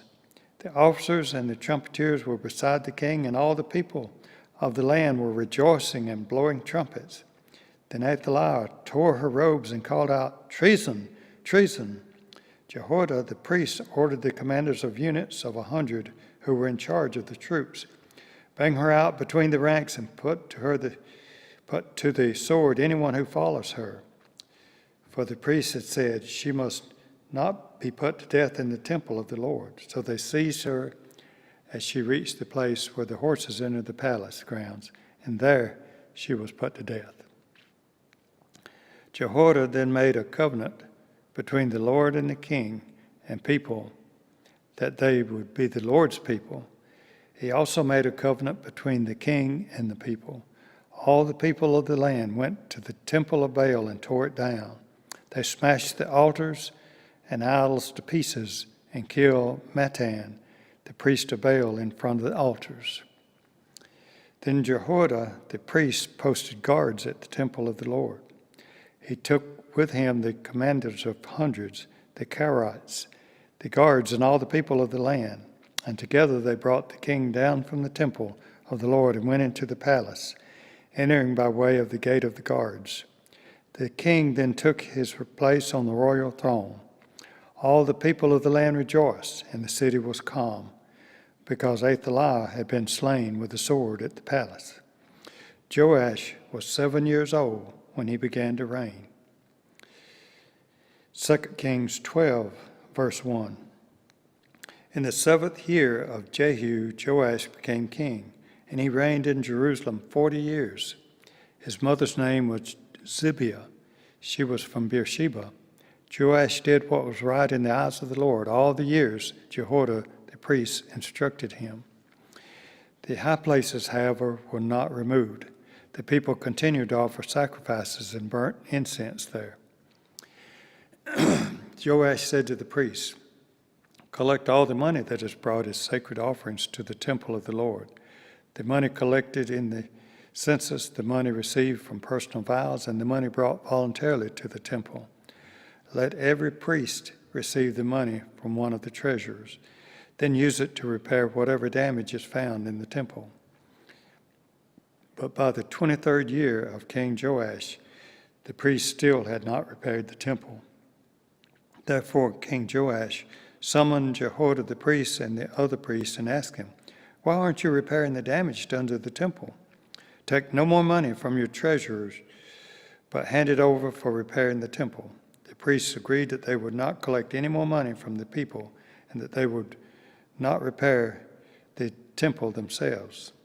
Jehoiada the priest took a chest and bored a hole in its lid. He placed it beside the altar on the right side as one enters the temple of the Lord. The priest who guarded the entrance put into the chest all the money that was brought to the temple of the Lord. Whenever they saw that there was a large amount of money in the chest, the royal secretary and the high priest came, counted the money that had been brought into the temple of the Lord, and put it into bags. When the amount had been determined, they gave the money to the men appointed to supervise the work of the temple. With it, they paid those who worked on the temple of the Lord, the carpenters and builders, the masons and stonecutters. They purchased timber and blocks of dressed stone for the repair of the temple of the Lord, and met all the other expenses of restoring the temple. The money brought into the temple was not spent for making silver basins, wick trimmers, sprinkling bowls, trumpets, or any other articles of gold or silver for the temple of the Lord. It was paid to the workers who used it to repair the temple. They did not require an accounting from those to whom they gave the money to pay the workers, because they acted with complete honesty. The money from the guilt offerings and sin offerings was not brought into the temple of the Lord. It belonged to the priest. About this time, Hazael, king of Aram, went up and attacked Gath and captured it. Then he turned to attack Jerusalem. But Joash, king of Judah, took all the sacred objects dedicated by his predecessors, Jehoshaphat, Jehoram, and Ahaziah, the kings of Judah, and the gifts he himself had dedicated, and all the gold found in the treasures of the temple of the Lord, and of the royal palace. And he sent them to Hazael, king of Aram, who then withdrew from Jerusalem. As for the other events of the reign of Joash and all he did, are they not written in the book of the annals of the kings of Judah? His officials conspired against him and assassinated him at Beth Millo on the road down to Silla. The officials who murdered him were Jozabad, son of Shimeath, and Jehozabad, son of Shalma. He died and was buried with his ancestors in the city of David, and Amaziah, his son, succeeded him as king.